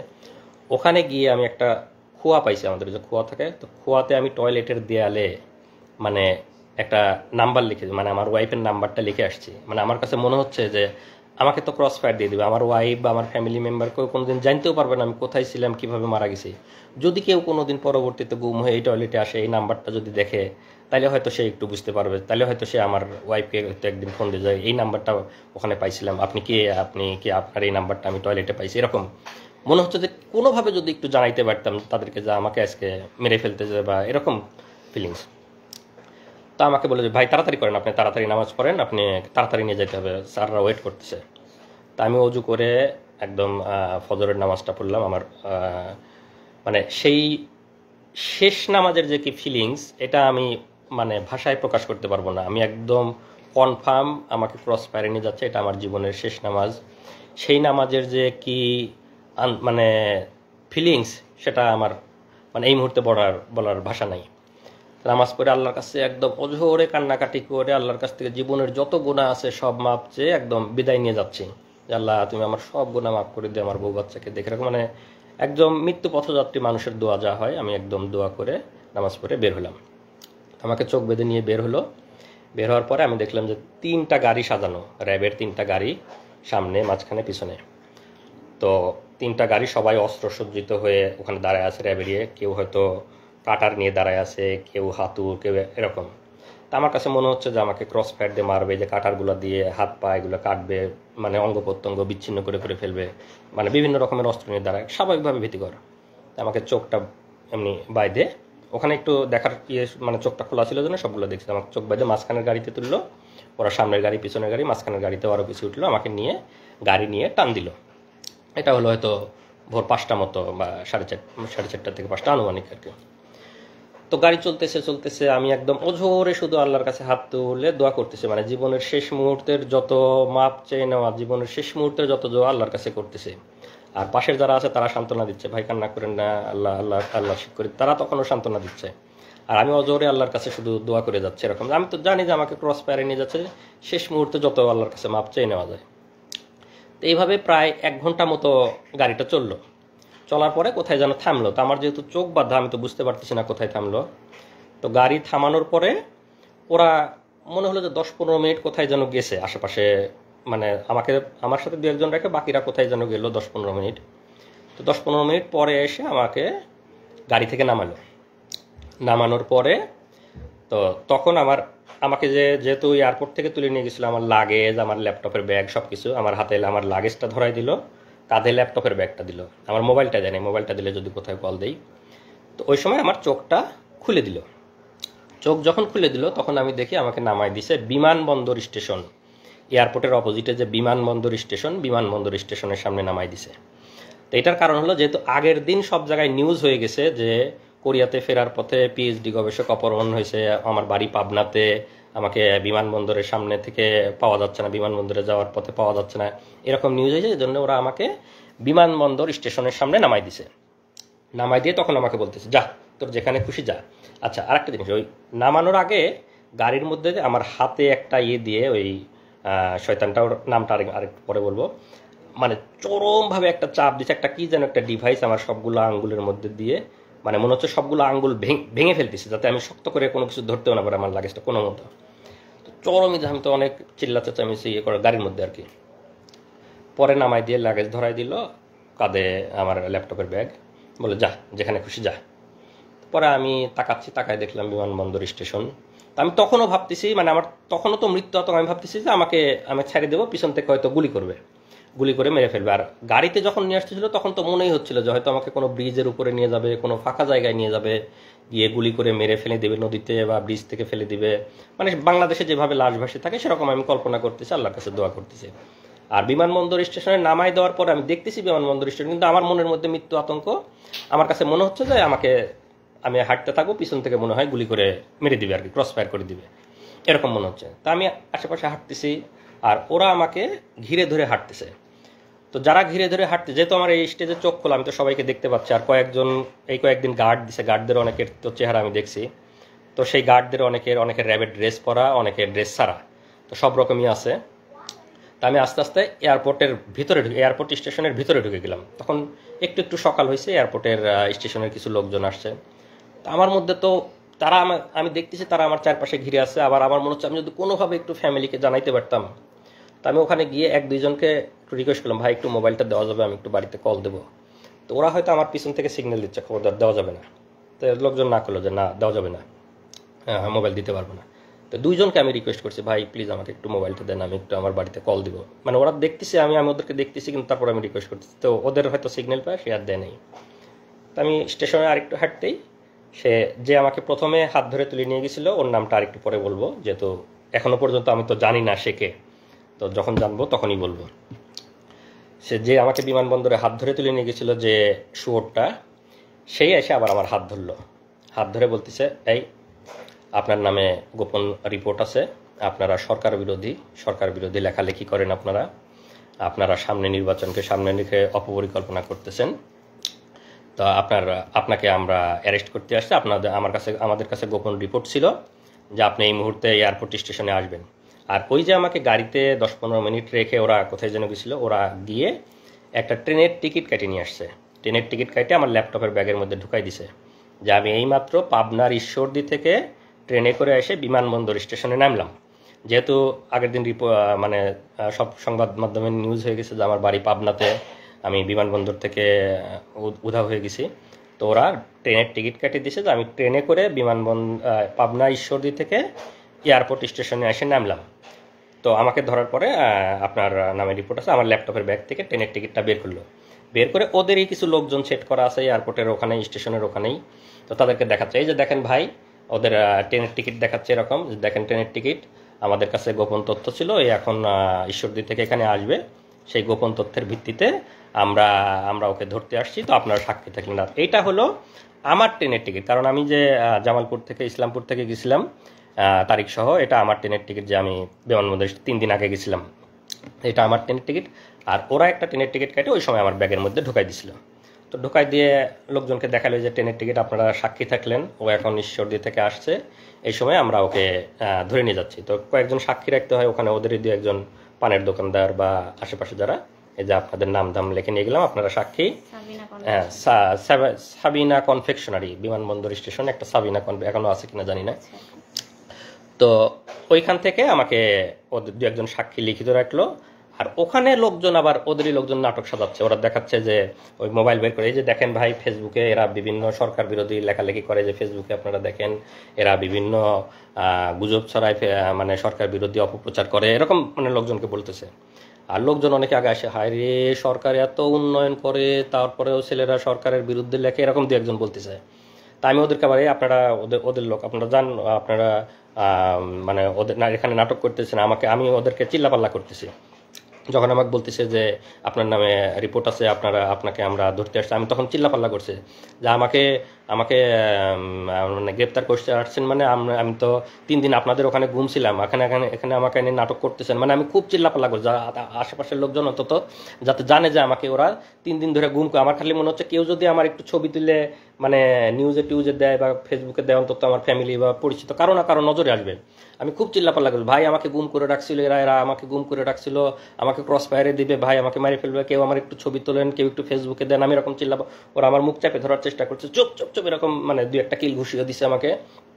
তো ওরা ওদের মতো তাড়াতাড়ি সাক্ষী নিয়ে আমাকে আবার বিমানবন্দর স্টেশন থেকে টেনে ঢেরে বের করে নিয়ে আসতো। আমাকে যখন বের করে নিয়ে আসতো তখনও আমি চিল্লাপাল্লা করতেছি, ভাই কেউ আমার একটা ছবি তোলেন, ভাই কেউ আমার একটা ছবি তোলেন, আমাকে ওরা নিয়ে যাচ্ছে, আমাকে গুম করে রাখছিল, কেউ একটু আমার ছবি তুলে একটু দেন, এরকম আমি বলতেছি। কিন্তু কেউই তো সাহস করে আর মানে মোবাইল বের করে ছবি তুলতে পারতেছে না। তো ওরা নিয়ে এসে বিমানবন্দরের সামনে যে ওদের আবার গাড়ি দাঁড় করায়, আমাকে একটু আগেই তো ওদের গাড়িতে করে নিয়ে আসছে, আবার গাড়িতে করে নিয়ে আবার চোখ বেঁধে ওদের যে ক্যাম্প সেখানেই নিয়ে গেল। তো এই পর্যায়ে নিয়ে যাওয়ার পরে নিয়ে গেল, তখন তো সকাল হয়ে গেছে। তো ওখানে যাওয়ার পরে কিছুক্ষণ পরে আমাকে এই প্রথম অফিসারটা তার রুমে নিয়ে গেল, আমাকে ডাক দিয়ে নিয়ে গেল যে আমার সাথে এখন তো যেহেতু মানে হয়ে গেছে, ওখানে নিয়ে যাওয়ার পরে ওরা আবার আমি তো জানি না সংবাদ সম্মেলন, যেহেতু আমি ঘুমে ওদের ওখানে আছি, ওরা জানে, ওরা বলবে যে এই সময় আপনারা জানেন সবাই যে সংবাদ সম্মেলন করলো। ওরা সংবাদ সম্মেলন ডাকে, সব সাংবাদিক ডাকে, সব ওদের, যেহেতু তখন তো দালাল মিডিয়া ছিল, এখন ইনশাল্লাহ মিডিয়া সত্য কথা বলবেন, আপনারা সত্য কথা লিখবেন। তো মিডিয়াতে প্রচার করলো যে এই সেই কথিত পিএইচডি গবেষক, সে আসলে কোরিয়াতে কোনো পিএইচডি করতো না, তারা সরকার বিরোধী অপপ্রচার করত, সরকার বিরোধী লেখালেখি করত, সে গোপনে আজকে কোরিয়াতে পালাই যেতে লাগছিল, আমরা গোপন তথ্যের ভিত্তিতে বিমানবন্দর স্টেশন থেকে তাকে গ্রেপ্তার করে নিয়ে আসছি। তো এরকম সরকার মানে তাদের মতো করে সাজায় তারা সংবাদ সম্মেলন করে বিভিন্ন মিডিয়াতে দিয়ে দেওয়ার পরে ওখানে আমি তো এগুলো জানি, যেহেতু আমাকে ওখানে রাখছে, তারপরে আমাকে অফিসারটা তার রুমে ডাকলো চোখ খোলা অবস্থায়, এই প্রথম। তো তখন যখন আমাকে ডাকছে তখন আমি প্রথমবারের মতো তার মানে রুমে ঢোকার আগে তার নেম প্লেটটা একবার দেখে গেছি যে কে। পরে তো ভিতরে ঢুকে তার সাথে আমার নাম ধাম ইয়েটাগুলো, তোমার নামে এখন মামলা দেওয়া হবে, আমরা তোমার নামে ডিজিটাল নিরাপত্তার মামলা দিয়ে তোমাকে ইয়ে করে দিবে, এরকম বলতেছে আর কি। তো যেহেতু নেম প্লেটটা দেখে গেছে, এই সময় আমি বলতেছি যে এই শুয়োরটা হলো আমাকে গুম করা থেকে শুরু করে সব কিছু নিজে হাতে করছে, এবং আমরা বসিলা মোহাম্মদপুর ক্যাম্পে যে 5 জন ছিলাম, 5 জনকে সে নিজে হাতে গুম করছে। এবং পরবর্তীতে আমি জেলে ছিলাম, জেলে থাকা অবস্থায় অনেকের সাথে কথা, তাদেরকেও সে গুম করছে। তা আমি তার ছবিটা আমার কমেন্টে দিয়ে দিব আপনাদের ইয়েতে, তার বিস্তারিত। তার নাম হলো মহিউদ্দিন ফারুকি। 2018 সালে র্যাব 2 বসিলা মোহাম্মদপুরে সে ছিল কোম্পানি কমান্ডার। পরবর্তীতে সে ওখান থেকে চলে যায় হলো পুলিশ সদর দপ্তরের সাপ্লাই শাখার এআইজি ছিল। এতটুকু পর্যন্ত তার ইনফরমেশন আমি জানি। এটা হলো মহিউদ্দিন ফারুকি। এটা হলো মহিউদ্দিন ফারুকীর ছবি। আমরা জাস্ট ছবিটা আপনাদেরকে দেখাচ্ছি, আমি পরবর্তীতে আমার কমেন্টে দিয়ে দেবো বিস্তারিত। এইটা হলো সেই মহিউদ্দিন ফারুকী। এই শোর আমাকে গুম করছে এবং আমার সাথে যারা 5 জন ছিল তাদেরকে নিজ হাতে গুম করছে। মহিউদ্দিন ফারুকী 2018 সালে র্যাব 2-এর কোম্পানি কমান্ডার, পরবর্তীতে পুলিশ সদর দপ্তরে সাপ্লাই শাখার এআইজি ছিল। আপনারা এর লিখে রাখবেন এবং এর ব্যাপারে আপনারা অবশ্যই তো অ্যাকশন নেবেন যারা মানবাধিকার কর্মী এবং যারা আছেন আইন শৃঙ্খলা রক্ষাকারী বাহিনী। তো আমাকে ওই সময় একবার জিজ্ঞাসাবাদ যেহেতু করে, আমি ওর নেম প্লেটে দেখে গেছি। তো পরবর্তীতে ওখান থেকে আমাকে ওখানেই রেখে দেয়, এদিকে সংবাদ সম্মেলন এটিয়ে করে আর কি। আর এর ব্যাপারে আরেকটু বলে রাখি, মহিউদ্দিন ফারুকী এরা তো হলো যে আমাদের নামে বিভিন্ন রকম অপবাদ দিয়ে আমাদেরকে মানে কালার করার বা আমাদেরকে অপমানিত করার চেষ্টা করেছে। এই মহিউদ্দিন ফারুকী আপনারা নাম দিয়ে সার্চ দিবেন, মহিউদ্দিন ফারুকী নাম দিলেই দেখবেন এর নামে বিভিন্ন রিপোর্ট আইছে। পুলিশ সদর দপ্তরের সাপ্লাই শাখার এআইজি থাকা অবস্থায় নারী কেলেঙ্কারিতে এক মহিলাকে, সে অবিবাহিত মানে বিবাহ বহির্ভূত মহিলাকে নিয়ে এসে সে নিয়মিত তার সাথে শারীরিক সম্পর্ক করত তার অফিসেই, এবং সেই মহিলা এক পর্যায়ে প্রেগনেন্ট হওয়ার পরে সে মহিলাকে কোনোভাবে জোর করে ওষুধ খাওয়ায় অ্যাবর্শন করানোর পরে পরবর্তীতে আবার সে শারীরিক সম্পর্ক করতে থাকে, মহিলাটা আবার প্রেগনেন্ট হয়।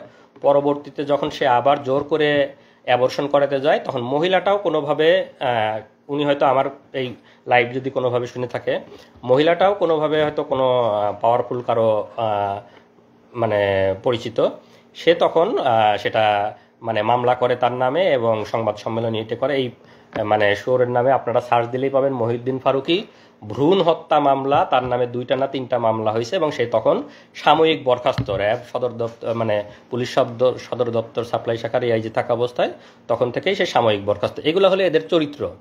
এরা হলো এরকম মানে বিবাহ বহির্ভূত এরকম মানে ব্যভিচার এগুলা নিয়ে থাকে এবং তারা আমাদের নামে বিভিন্ন রকম অপবাদ দেওয়ার চেষ্টা করে এবং তখন থেকেই মানে মানে সাময়িক বরখাস্ত অবস্থায় আছে। এগুলো হলো এদের বাস্তব চরিত্র। তো ওখান থেকে তারপরে আমাকে যখন ওখানে রাখে, সংবাদ সম্মেলন করার পরে আমাকে নিয়ে পেপার পত্রিকায় ওদের মতো করে ভুয়া রিপোর্ট দেয়। এবং ওই দিন রাতে আমি যেহেতু বিমানবন্দরে চিল্লা চেঁচামেচি করছি যে আমাকে ওরা গুম করে রাখছিল, আমাকে কেউ ছবি তোলেন, কেউ আমার একটা ছবি তুলে রাখেন, আমাকে এরকম বলছি। তো তখন ওই দিন রাতে ওরা এইটা বুঝতে পারছে যে আমি লোকজনকে বলে দেওয়ার চেষ্টা করছি, ওদেরকে ধরা খাওয়ানোর চেষ্টা করছি। তো ওই দিন রাতে আমাকে ভয়ানক টর্চার করছে, শারীরিক টর্চার, যে তুই খুব চালাক না, তুই আমাদেরকে ধরাই দেওয়ার চেষ্টা করছিস যাতে আমরা ধরা পড়ে যাই, আমরা তোকে গুম করছি, এরকম চিল্লা চেঁচামেচি মানে অনেক অকথ্য ভাষায় গালিগালাজ করছে এবং ওই দিন রাতে আমাকে টর্চার করছে। তো টর্চারটা এরকম, রাতের বেলা আমি বলি আসলে, ওই দিন রাতে আমাকে চোখ বেঁধে ওদের আবার রুমে নিয়ে যায়, মানে দিনে চোখ খোলা ছিল, রাতের বেলা চোখ বাঁধা অবস্থায় আবার রুমে নিয়ে যায়। রুমে নিয়ে গিয়ে আমার এভাবে 2 হাতটা এরকম বাঁধে, এখানে হাত বাঁধে, আমার 2 পা বাঁধে, 2 পা এবং 2 হাত বাঁধে। আমার এই হাতের মধ্যে দিয়ে এই দিক দিয়ে একটা বাঁশ মতো ঢুকাই, আমি তো চোখ বাঁধা দেখতে পাচ্ছি না, বাঁশ মতো এরকম আড়াআড়ি ঢুকাই দেয় এবং আমার পায়ের উপরে এখানেও আড়াআড়ি একটা বাঁশ মতো রেখে দেয়। তো 2টা বাঁশ, আমার 2 পায়ের উপর আড়াআড়ি একটা, আমার হাতের উপর আড়াআড়ি একটা। আর এই 2 বাঁশের উপরে মানে এই বাঁশের উপরে 2-4 জন, ওই বাঁশের উপরে 2-4 জন এরকম দাঁড়ায়, মানে রুটি বলার মতো, যেরকম মানে আমরা যেরকম বেলন দিয়ে রুটি বলি এইরকম একদম চাপ দিয়ে এরকম বলতেছে। আমি তো চিল্লাই করছি। যখন চিল্লাচ্ছি তখন আমার মুখের মধ্যে গামছা গুঁজে দিছে যাতে মানে চিৎকার বাইরে না যায়, আমার মুখের মধ্যে চিল্লাচ্ছি। পরে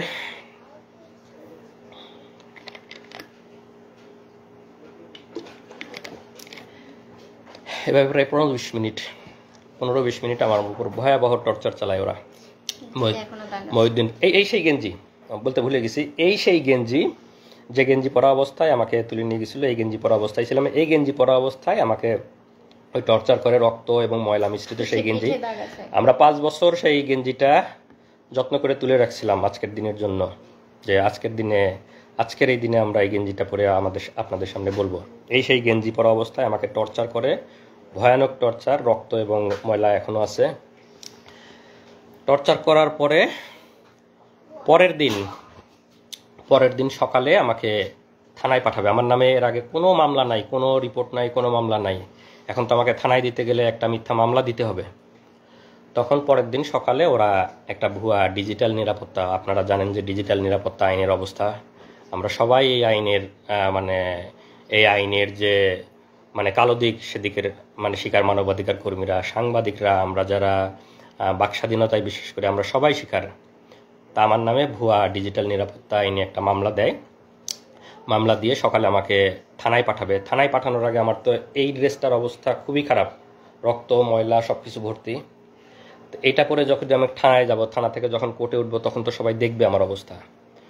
তখন ওরা করে কি, আমার যেহেতু লাগেজ ওদের কাছেই, আমাকে এয়ারপোর্ট থেকে তুলে নিয়ে গেছে, লাগেজ তো ওদের কাছেই, লাগেজে আমার জামা কাপড় আছে, লাগেজ থেকে অন্য একটা গেঞ্জি নিয়ে আসলো। অন্য একটা গেঞ্জি নিয়ে এসে আমাকে বললো যে এটা চেঞ্জ কর। এটা খুলে আমাকে ফ্রেশ যে একটা গেঞ্জি, সেই একটা গেঞ্জি পরতে দিল, এই গেঞ্জিটা পর। তো আমার হাত পায়ের আমার ওঠার মতো অবস্থা নাই, কোনো মতে ওরাই পরাই দিল। আমি কোনো মতো করে পরে গেঞ্জিটা চেঞ্জ করে এই গেঞ্জিটা আমার লাগেজে, ভাগ্যিস এই গেঞ্জিটা ওরা আমার লাগেজে দিয়ে রাখছিল, এটাই করে লাগেজেই ফেলে দিয়ে রাখছে। পরবর্তীতে তো আমি জেল থেকে বের হওয়ার পরে যখন লাগেজ নিয়েছি, তখন আসলে এই গেঞ্জিটা আবার পাইছি। তো আমাকে ফ্রেশ একটা গেঞ্জি পরায়ে আমাকে থানায় পাঠায় দেয়। থানায় পাঠায় দিয়ে সেখানে যেটা বললাম যে আমার নামে মিথ্যা ডিজিটাল নিরাপত্তা আইনে মিথ্যা মামলা দেয়। মামলা দেওয়ার পরে আমি তো থানায় এসে, এদিকে তো আমার পরিবার খোঁজাখুঁজি করতেছে যে সংবাদ সম্মেলন ওরা যাচ্ছে, দেখতে পাইছে যে আমাকে গ্রেপ্তার দেখাইছে, কিন্তু এখনও ওদের সাথে আমার দেখা হয় নাই। আমি তো বুঝতে পারতেছি না যে আমাকে গ্রেপ্তার পেপার পত্রিকায় মিডিয়া, কারণ আমি তো আমার জগতে। তো এই পর্যায়ে ওরাও খোঁজাখুঁজি করতেছে। তো এখন ও একটু সংক্ষেপে বলুক যে ওদের থানায় আসার পরের অভিজ্ঞতা। তার আমার কথা শেষ হয়েছিল যে আমার থেকে টাকা নিল, টাকা নেওয়ার পর তারা কনফার্ম করলো যে টাকা পেয়েছি, একটু পরে ছেড়ে দিব। তো আমরা ওয়েট করছি, আর কোনো খবর নাই। এরপরে যখন অনেক বেশি ভাইরাল হলো, তারপর হচ্ছে আমার কাছে ওই যে আমার হাজবেন্ড বললো না যে যারা গার্ড দিচ্ছিল তাদেরকে অনেক রিকোয়েস্ট করছে, তো সেখানকার একজন আমাকে কল দিয়ে বলছে যে আমি আপনার হাজবেন্ডের ব্যাপারে জানি, উনি ভালো আছে, উনি মারা যায় নাই, উনি ঠিক আছে, আপনারা চিন্তা করিয়েন না। তো আপনারা যে এত একদম ভাইরাল করে ফেলতেছেন, ম্যাসাকার করতেছেন, এই সেই করতেছেন, এগুলা কইরেন না, যত করবেন তত ক্ষতি হবে, এরকম করে আমাকে বলছে। তো তারপর আমি বললাম আমাকে তো কিডন্যাপের কথা বলে টাকা নিছে, তো এগুলা কারা তাহলে? পরে বলে তাই নাকি, টাকা নিছে, আপনারা টাকা দিছেন কেন? তারপরে আমি বললাম আমি তো জানি না, আমাকে বলছে কিডন্যাপ করছি, টাকা দেন, টাকা দিছি, কিন্তু তাকে আর ফিরিয়েও দেয় নাই এবং ফোন নাম্বারও বন্ধ। তখন সেই পুলিশ অফিসার বলছে না, কিডন্যাপ করা হয় না, সে ডিবির হেফাজতে আছে এবং তাকে সম্ভবত অ্যারেস্ট দেখানো হতে পারে 2-1 দিন পরে। আপনারা যারা লাইভটা দেখতেছেন একটু শেয়ার করেন, যাতে বাকি সবাই আসলে যে ফ্যাসিবাদ এবং গুম এরা যে কতটা ভয়াবহ সবাই যেন জানতে পারে। হাসিনার ফ্যাসিবাদের শাসন এবং হাসিনার গুম নিয়ে সবাই যেন জানতে পারে। আপনারা সবাই লাইভটা একটু শেয়ার করে দিন, যাতে সবার কাছে এই ইনফরমেশনগুলো পৌঁছায় যায়। তো ওই পুলিশটা আমাকে ফোন দিয়েছিল হলো দুপুর 11:30 থেকে 12টার এদিকে।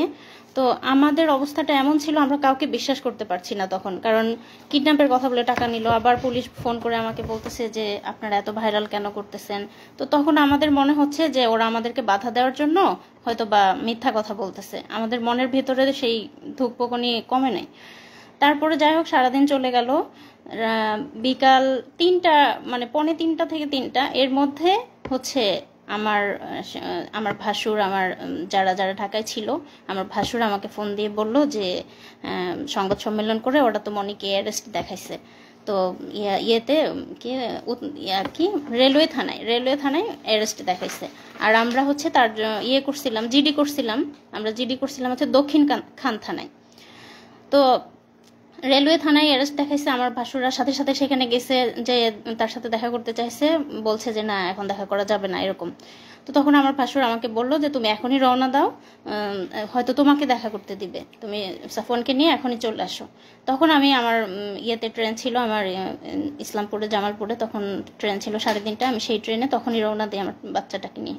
তো এর মধ্যে যে 3টা দিন গেছে, এই 3 দিনে আমি শুধু একটু পানি খেয়েছিলাম। এবং আমার বাচ্চাটা তখন কোথায় যাচ্ছে, কি খাচ্ছে, আমি কিছুই জানি না। তো সেই অবস্থায় আমি আমার ছোট বাচ্চাটাকে নিয়ে আমি আমার দুলাভাইয়ের সাথে করে ট্রেনে যাচ্ছি। তারপর আমরা মানে 8:30টার দিকে ঢাকায় পৌঁছলাম। পৌঁছেই হচ্ছে আমি আমার ভাসুরকে কল দিলাম যে কোথায় আসব।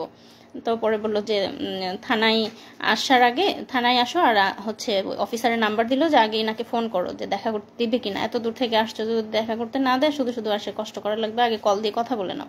তো কল দিলাম, তখন ওনারা বললো যে না, রাত্রেবেলা আমরা কাউকে দেখা করতে দেই না, আমাদের অফিসাররা রাতে থাকে না, তো অনুমতি ছাড়া দেখা করা যাবে না, আপনারা কালকে সকালে আসবেন, সকালে তাকে কোর্টে নেওয়া হবে তখন আসবেন। তো আমি তো 3-4 দিনের এই ধকল, তার মধ্যে বাচ্চাটা নিয়ে এক আত্মীয়র বাসায় উঠেছি। আমার বাচ্চাটার অযত্নে ওর মানে পেটে গ্যাস হচ্ছে, মানে ওর প্যান্ট নষ্ট হচ্ছে, এরকম অবস্থা। তারপরে মানে যাই হোক, আমার তখন ফিলিংসটা এমন ছিল যে আল্লাহ, পাওয়া তো গেছে, সে তো বেঁচে আছে, এটাই আলহামদুলিল্লাহ। হ্যাঁ, তখন এরকমই ছিল। আমার খালি মনে হচ্ছে কখন সকাল হবে, আমি কখন দেখতে যাব। তারপর সকালবেলা আসলাম।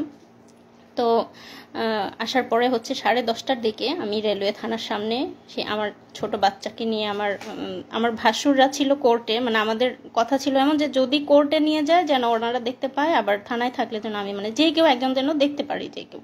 তো ওনারা ওখানে ছিল, আর আমি আমার দুলাভাই সহ বাচ্চা সহ আমরা হচ্ছে রেলওয়ে থানার সামনে দাঁড়ায় আছি। আমরা হচ্ছে বারবার জিজ্ঞেস করতেছি, আমাকে তো কিছু বলতেছে না যে আছে কি না আসলে, বা এই সে কিছুই বলতেছে না। তো তখন আমার শ্বশুরবাড়ি যেহেতু পাবনা, আমার শাহজাদপুর পাবনার কাছাকাছি এক এলাকার একটা পুলিশ ছিল, উনি আমাকে বলল যে আপনারা অপেক্ষা করেন, আছে উনি এখানে, কিছুক্ষণ পর বের করা হবে। তো সকাল 10:30 থেকে 12:30 পর্যন্ত রোদের মধ্যে দাঁড়াই ছিলাম।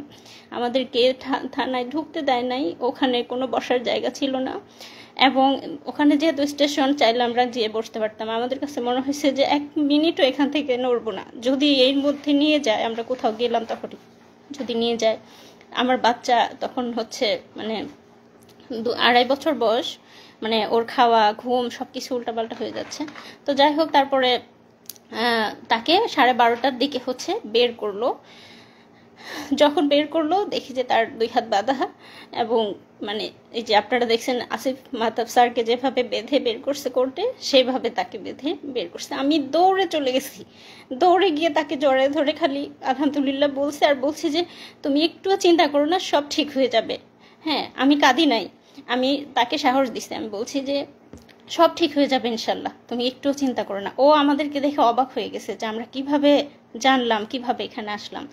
তো আমার মানে আমরা ওখানে যাওয়ার সাথে আমার তো ধারণাই নাই যে ওরা মিডিয়ার মাধ্যমে জানছে, মানে থানার সংবাদ পাইছে, থানাতে চলে, কারণ আমি তো থানার মধ্যে, মানে আমি কিছুই বুঝতে, মানে আমি ওদেরকে দেখে অবাক হয়ে গেছি যে মানে ওরা এখানে চলে আসছে।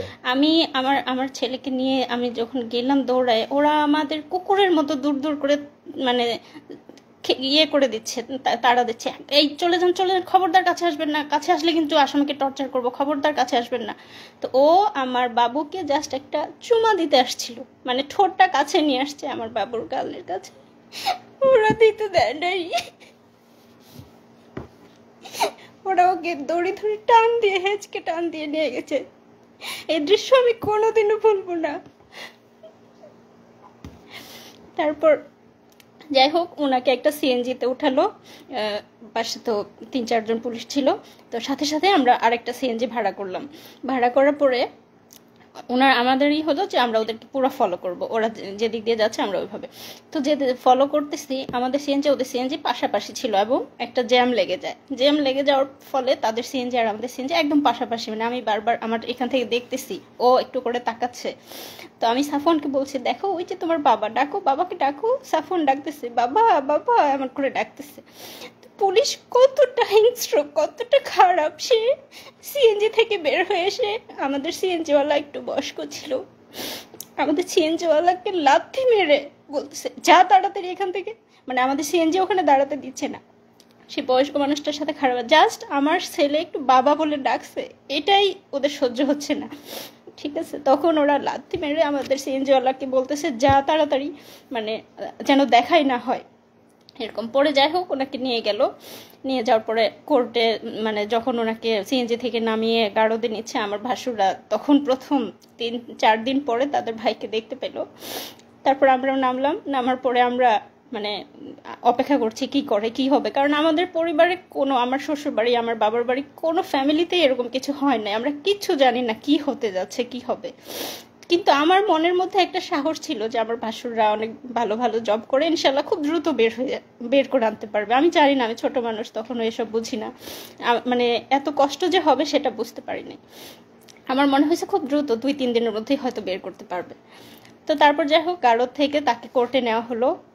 আমরা পিছে পিছে যাচ্ছি, আমাদেরকে একটু কাছে ঘেঁষতে দিচ্ছে না, মানে কোনো কথা কোনো ইনফরমেশন যেন আমরা তাকে না দিতে পারি বা উনি আমাদেরকে কিছু না জানাতে পারে, তার কাছেই ঘেঁষতে দিচ্ছে না এবং দূর দূর করে তাড়িয়ে দিচ্ছে। তারপর হচ্ছে তাকে তখন কোর্টে তোলা হলো। এরপর তুমি বলো। আসলে অভিজ্ঞতা বলতে গেলে আরও অনেক কষ্টের কথা, সব কিছু বলা এক লাইভে সম্ভব না। এরপরে তো আমাকে কোর্টে নিল গারদের বা মানে কোর্টের কাহিনী আপনারা অনেকেই জানেন, যাদের পরিবারের অনেকে মামলা মোকদ্দমার শিকার হয়েছে। সেখানে কি অবস্থা সেটা আর বর্ণনা না করি, আমাদের লাইভ অনেক লম্বা হয়ে যাবে। তো আমাকে সেখানে যেহেতু বললাম যে ডিজিটাল নিরাপত্তা আইন, সরকার যে আইনটা করছে আমাদের বাক স্বাধীনতা হরণের আইন, আমাদের স্বাধীনতা হরণের আইন, সেই আইনে মিথ্যা মামলা দেয়। মামলা দিয়ে আমাকে কোর্টে চালান দেয় এবং কোর্ট থেকে আমাকে রিমান্ড দেওয়া হয়। আইনজীবী, আমি তখন আমার আইনজীবী বলছে যে পিএইচডি করে, পিএইচডি শেষ মানে শেষের ইয়েতে মানে স্কলার, সে রিসার্চার। এত কিছু শোনার পরেও বিচারক আমাকে রিমান্ডে দিছে, আসিফ মাহতাব স্যারকে বা আমাদের সম্মানিত শিক্ষকদেরকে যেভাবে দেওয়া হয় সেভাবে আমাকে প্রথমে 3 দিনের রিমান্ডে দেয়, পরে আরও 1 দিনের রিমান্ড এবং সেগুলার অভিজ্ঞতা বর্ণনা করতে গেলে আরও অনেক লম্বা হয়ে যাবে। তো সেগুলো আজকে বর্ণনা না করি। তো 3 দিনের মানে রিমান্ডগুলো শেষ হওয়ার পরে আমাকে রিমান্ডের ওখানে আমার ফ্যামিলির কাছ থেকে টাকা দাবি করছে, আমার কাছে ফ্যামিলির কাছ থেকে টাকা করছে, আমার ওখান থেকে টাকা নিছে। আমার মোবাইলটা ওদের কাছে ছিল।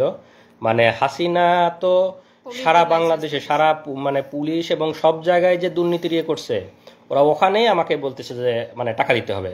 মানে ওখানে আমি কিভাবে টাকা দিব, তখন মানে আমাকে বিভিন্ন রকম ভয়ভীতি দেখাচ্ছে, আমার ফ্যামিলির উপর করবে, ফ্যামিলির উপর মানে ফ্যামিলিকেও জড়াবে এগুলোর মধ্যে। তখন আমি ওদেরকে বললি যে আমার মোবাইলটা আপনাদের কাছে আছে কিনা। হ্যাঁ, মোবাইল আছে। তখন আমি যেহেতু ইন্টারনেট ব্যাংকিং ইউজ করতাম, আমার কোরিয়ার যে ইন্টারনেট ব্যাংকিংয়ের অ্যাপস আমার মোবাইলে ইনস্টল করা ছিল, আমি ওখান থেকে ওদের মানে বিকাশে মানে ইনস্ট্যান্ট 10,000 টাকা ট্রান্সফার করে দেই। তখন মানে একটু মানে ঠান্ডা, মানে পুলিশ তো ঘুষখোর, মানে ওদের কাছ থেকে 1 লাখ টাকা ওদের কাছ থেকেও চাইছে। তারপরে আমাকে মিথ্যা মামলা রিমান্ড শেষ করার পরে আদালতের মাধ্যমে আমাকে জেলে পাঠায় দেয়। তো জেলের অনেক অভিজ্ঞতা, জেল, রিমান্ড এগুলা বলতে গেলে আসলে আরও বিস্তারিত বলার সময় নাই, লাইভও লম্বা হয়ে যাবে। তো জেলের সবচেয়ে সুন্দর একটা অভিজ্ঞতা হলো যে আমাদের শহীদ দেলোয়ার হোসেন সাইদি হুজুরের সংস্পর্শ পাইছি আমি ওই সময়। সাইদি হুজুর এবং আমাকে কেরানীগঞ্জ জেল থেকে কাশিমপুর জেলে পাঠানো হয়েছিল। তো কাশিমপুর জেলে যখন ছিলাম, সাইদি হুজুর সেখানে ছিলেন। আমি এবং সাইদি হুজুর প্রায় 20-25 দিন একসাথে ছিলাম। বিকালে আমরা একসাথে হাত ধরে হাঁটতাম, সাইদি হুজুরের সাথে গল্প করতাম। অনেক অনেক অনেক নসিহা করছে, আমার হাত ধরে আমার ওই যে টর্চার করছে, আমার আঙ্গুলগুলা প্রায় আমি 3 মাস এই 2টা আঙ্গুল মানে কোনোভাবেই আমি মানে এরকম ভাঁজ করে এই 3টা আঙ্গুল দিয়ে আমি খাওয়া দাওয়া করতাম। এই 2টা আঙ্গুলের কোনো ফিলিং ছিল না। ওরা এমনভাবে মানে টর্চার করে যে এখানে বাইরে থেকে বোঝা যায় না, ভিতরের নার্ভ এবং ভেসেলগুলো যাতে ড্যামেজ হয়ে যায়। তো এই কারণে চাপ দেওয়ার ফলে হাত এবং পায়ের নার্ভগুলো কাজ করে না। বাইরে থেকে দেখে মনে হবে যে হালকা একটু দাগ বা এর মতো, কিন্তু ভিতরের নার্ভ মানে ড্যামেজ হয়ে যায়। এই কারণে দেখা যায় যে এদিকের সাপ্লাইগুলো বন্ধ হয়ে যায়। তো আমার এই 2টা আঙ্গুল প্রায় 3 মাস কোনো ফিলিংস পাইতাম না আমি। এবং আমি যেহেতু রিসার্চার, আমি পাইপেট ইউজ করি, আমি তো সবসময় এই ফিঙ্গারটা ইউজ করতে হয়। তো এই ফিঙ্গারের আমি কোনো মানে পাইতাম, কোনো ফিলিংসই পাইতাম না। এটা তো এই ভাঁজ করা বা কোনো ফিলিংস ছিল না এই 2টা আঙ্গুল প্রায় 3 মাস। তো দেলোয়ার হোসেন সাইদি হুজুরের সভাপতি ছিলাম। উনি আমার হাতে মেসেজ করে দিছে, দোয়া করছে সাইদি হুজুরকে আল্লাহ জান্নাতুল ফিরদাউস নসিব করুক। এটা আমার জেলের সবচেয়ে সুন্দর অভিজ্ঞতা যে সাইদি হুজুরের মতো একজন মানুষের সহচর্যে আমি প্রায় 20 দিন ছিলাম। উনি আমাকে ওনার একটা ফতুয়াও গিফট করছিলেন ওই সময়। আর এই যে আমরা এতদিন পরে আজকে লাইভে আসছে, আপনারা সবাই জানেন যে বাংলাদেশ কোন ফ্যাসিবাদের মধ্যে ছিল। আমাদের কোনো বাক স্বাধীনতা ছিল না, আমাদের বলার কোনো সুযোগ ছিল না, বলার কোনো অধিকার ছিল না। মিডিয়া আমাদের কথা প্রচার করতো না। আমাদের পরিবারের উপর টর্চার করা হতো, আমি কোরিয়াতে চলে আসছি, আবার আল্লাহ আমাকে জেল থেকে অনেক কঠিন পথ পাড়ি দিয়ে আসতে হয়েছে, সেগুলা অন্য কোনো একদিন বলবো। তারপরেও আমার এখানে পিএইচডি ডিগ্রি হয়েছে, আল্লাহ আমাকে ভালো চাকরি মিলাইছে, অনেক ভালো আছি। কিন্তু তারপরেও তো মানে দেশের প্রতি টান আছেই। আর এতদিন যে আমরা বলতে পারি নাই, কিন্তু এর মাঝে তো আমরা চুপ ছিলাম না। আমরা যারা বলতে চাই তারা তো আমরা বিভিন্নভাবে বলার চেষ্টা করি। আমি আল জাজিরাতে, বিবিসিতে, আমাদের শ্রদ্ধেয় সামি ভাই, তাসনিম খলিল ভাই, ওনাদের সাথে কথা বলছি, ওনাদের কাছে বলছি, বিবিসিতে বলছি, আল জাজিরাতে বলছি, সব জায়গায় হাসিনার ফ্যাসিবাদ, হাসিনার গুম, এগুলো আমরা অলরেডি ইন্টারন্যাশনাল মিডিয়াতে দিয়ে রাখছিলাম। এবং আজকের যে এই যে সরকারের পতন, এগুলো আসলে তো সব কিছুরই সম্মিলিত একটা মানে বাইরে থেকে মানে র্যাবের যে স্যাংশন বা র্যাবের এগুলো সব কিছুই আসলে এই সম্মিলিত মানে রিপোর্ট বা এগুলোর মাধ্যমে হয়েছে। এবং আমি যেহেতু পিএইচডি রিসার্চার ছিলাম, আমি তো স্বাভাবিকভাবেই মোটামুটি তাদের সাথে ইংরেজিতে কথা বলতে পারবো। তো আমি তাদেরকে সব কিছু বিস্তারিত বলছি, বিবিসি, আল জাজিরা এবং মানবাধিকার সংগঠনগুলোকে।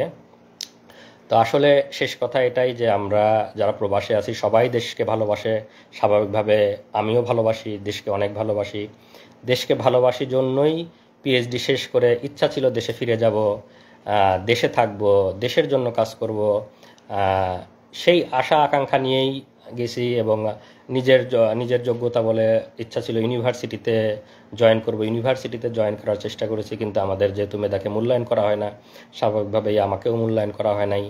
আমাকে দেশের জন্য কাজ করতে গিয়ে আমাকে আসামি হয়ে দেশ থেকে ফিরে আসতে হয়েছে। তো আমরা সেই কষ্ট নিয়েই এখনও আছি। শত কষ্টের পরেও আমরা আজকে আলহামদুলিল্লাহ বলি যে আমাদের শত জুলুম নির্যাতনের পরে আল্লাহ আমাদেরকে মুক্তি দিয়েছে, ফ্যাসিবাদ থেকে মুক্তি দিয়েছে, জালিমের শাসন থেকে মুক্তি দিয়েছে। এবং আজকে আমান, আজমি, আরমান ভাইরা ফিরে আসছে আয়নাঘর থেকে, এটা দেখে আমরা কান্না করতেছি। আমি, আমার স্ত্রী, আমরা কান্না করতেছি যে আমরা 3 দিন ঘুমিয়ে আমাদের কি অবস্থা ছিল, মনের অবস্থা। এই ভাইরা 8-10 বছর ধরে গুম, তাদের মনের অবস্থা কি? আপনারা হয়তো তাদের কথাও শুনবেন, তারা আস্তে আস্তে হয়তো আসবে। তাদের মানসিক অবস্থার কি অবস্থা আমি জানি না। 3 দিনেই তো আমার মানসিক অবস্থা বর্ণনা করলাম। এবং এই অবস্থায় সবসময় দেশে যাওয়ার জন্য উদ্গ্রীব, যেহেতু মিথ্যা মামলা দিয়ে রেখেছে এবং দেশের জন্য কাজ করতে গিয়ে দেশ থেকে আসামি হয়ে ফিরে আসছি। দেশে যাওয়ার খুব বেশি সুযোগ ছিল না। এর মাঝে আমার আম্মা ক্যান্সারে আক্রান্ত হয়ে মারা যায়। আমি আম্মাকে শেষবার দেখতে পারি। আম্মা মারা যাবে, আম্মা ডাক্তার বলছে যে এত মেয়াদ আছে, এত মাস ম্যাক্সিমাম হয়তো টাইম পাইতে পারে। আম্মার ডায়াগনোসিস হয়েছিল লেট স্টেজে। সব কিছু জানার পরেও আমরা আম্মার জন্য যাইতে পারি। শেষ মুহূর্তে না পেরে আম্মার যখন অবস্থা বেশি খারাপ, আমি টিকিট কাটছিলাম। আমি, আমার স্ত্রী, সন্তান, আমরা 4 জন সবাই টিকিট কাটছি যে যত যাই হোক আমাকে গ্রেপ্তার করলেও আমি যাব, আম্মাকে আমার দেখতেই হবে। আম্মা সেই শেষ সময় আমি টিকিট কেটে যাওয়ার চেষ্টা, তখন করোনার পিক সময়, টিকিট অনেক এক্সপেন্সিভ, টিকিট পাওয়া যায় না, ফ্লাইট নাই। সেই মুহূর্তে আমি টিকিট কেটে মানে আম্মার জন্য গেছি। কিন্তু আমি যেদিন টিকিট কাটছি আম্মা তার পরের দিন মারা গেছে। আমি যেতে যেতে আম্মার জানাজা পাই নাই, আমার যেতে আরও একদিন ডিলে হয়েছে।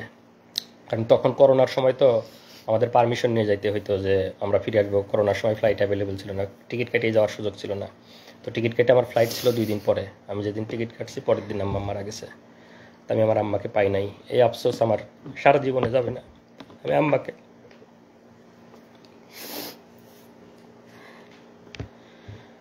আপনারা আমাদের জন্য দোয়া করবেন। যারা যারা হাসিনার জালিম হাসিনার ফ্যাসিবাদের কবলে আছেন সবার জন্য আমাদের দোয়া থাকবে। এবং যারা যারা আজকে আয়নাঘর থেকে ফিরে আসতেছেন তাদের জন্য দোয়া থাকবে। এবং আমরা আবার ফিরে আসতে চাই, শত নির্যাতনের পরেও আমরা চাই আমরা দেশে ফিরে আসব, দেশের জন্য কাজ করব। নতুন দেশ গঠনে আমরা সবাই একসাথে ঐক্যবদ্ধভাবে কাজ করব এবং আমাদের নতুন বাংলাদেশ হবে সুজলা সুফলা, এবং যেখানে কোনো দুর্নীতি থাকবে না, যেখানে কোনো ফ্যাসিবাদ থাকবে না। এই ডিজিটাল নিরাপত্তা আইন, এক বাক স্বাধীনতা হরণের আইন উঠিয়ে দেওয়া হবে। এবং আমি আশা করি যারা মানবাধিকার সংস্থায় আছেন, যারা নতুন সরকার গঠন করবেন, তারা এই ফ্যাসিবাদী এবং বাক স্বাধীনতা হরণকারী এই ডিজিটাল নিরাপত্তা আইন আপনারা উঠিয়ে দিবেন। যারা যারা আমরা নির্যাতনের শিকার তাদেরকে এই জুলুম থেকে আপনারা মুক্তি দেবেন। এবং আমি পরিশেষে যে ছাত্র আন্দোলনের মাধ্যমে এই ফ্যাসিবাদ, এই জুলুম থেকে আমরা মুক্তি পেয়েছি আল্লাহর অশেষ মেহেরবানিতে, তাদেরকে আমি ধন্যবাদ দিতে চাই। তাদেরকে ধন্যবাদ দিয়ে আমি ধন্যবাদ দেওয়ার কোনো ভাষা আমার জানা নেই। তাদের এই আন্দোলনের ফলে এবং যারা শহীদ হয়েছেন তাদের আত্মার মাগফিরাত কামনা করি। পরিশেষে আমি বলবো যে আমরা সবাই মিলে ইনশাল্লাহ একটা নতুন বাংলাদেশ গড়ব, যেখানে থাকবে না কোনো ভেদাভেদ, কোনো মারামারি, কোনো এরকম কোনো যাতে আর কাউকে এভাবে লাইভে এসে তার এই কঠিন কঠিন পরিস্থিতির বর্ণনা না করতে হয়। সবাইকে ধন্যবাদ। আসসালামু আলাইকুম ওয়া রাহমাতুল্লাহ।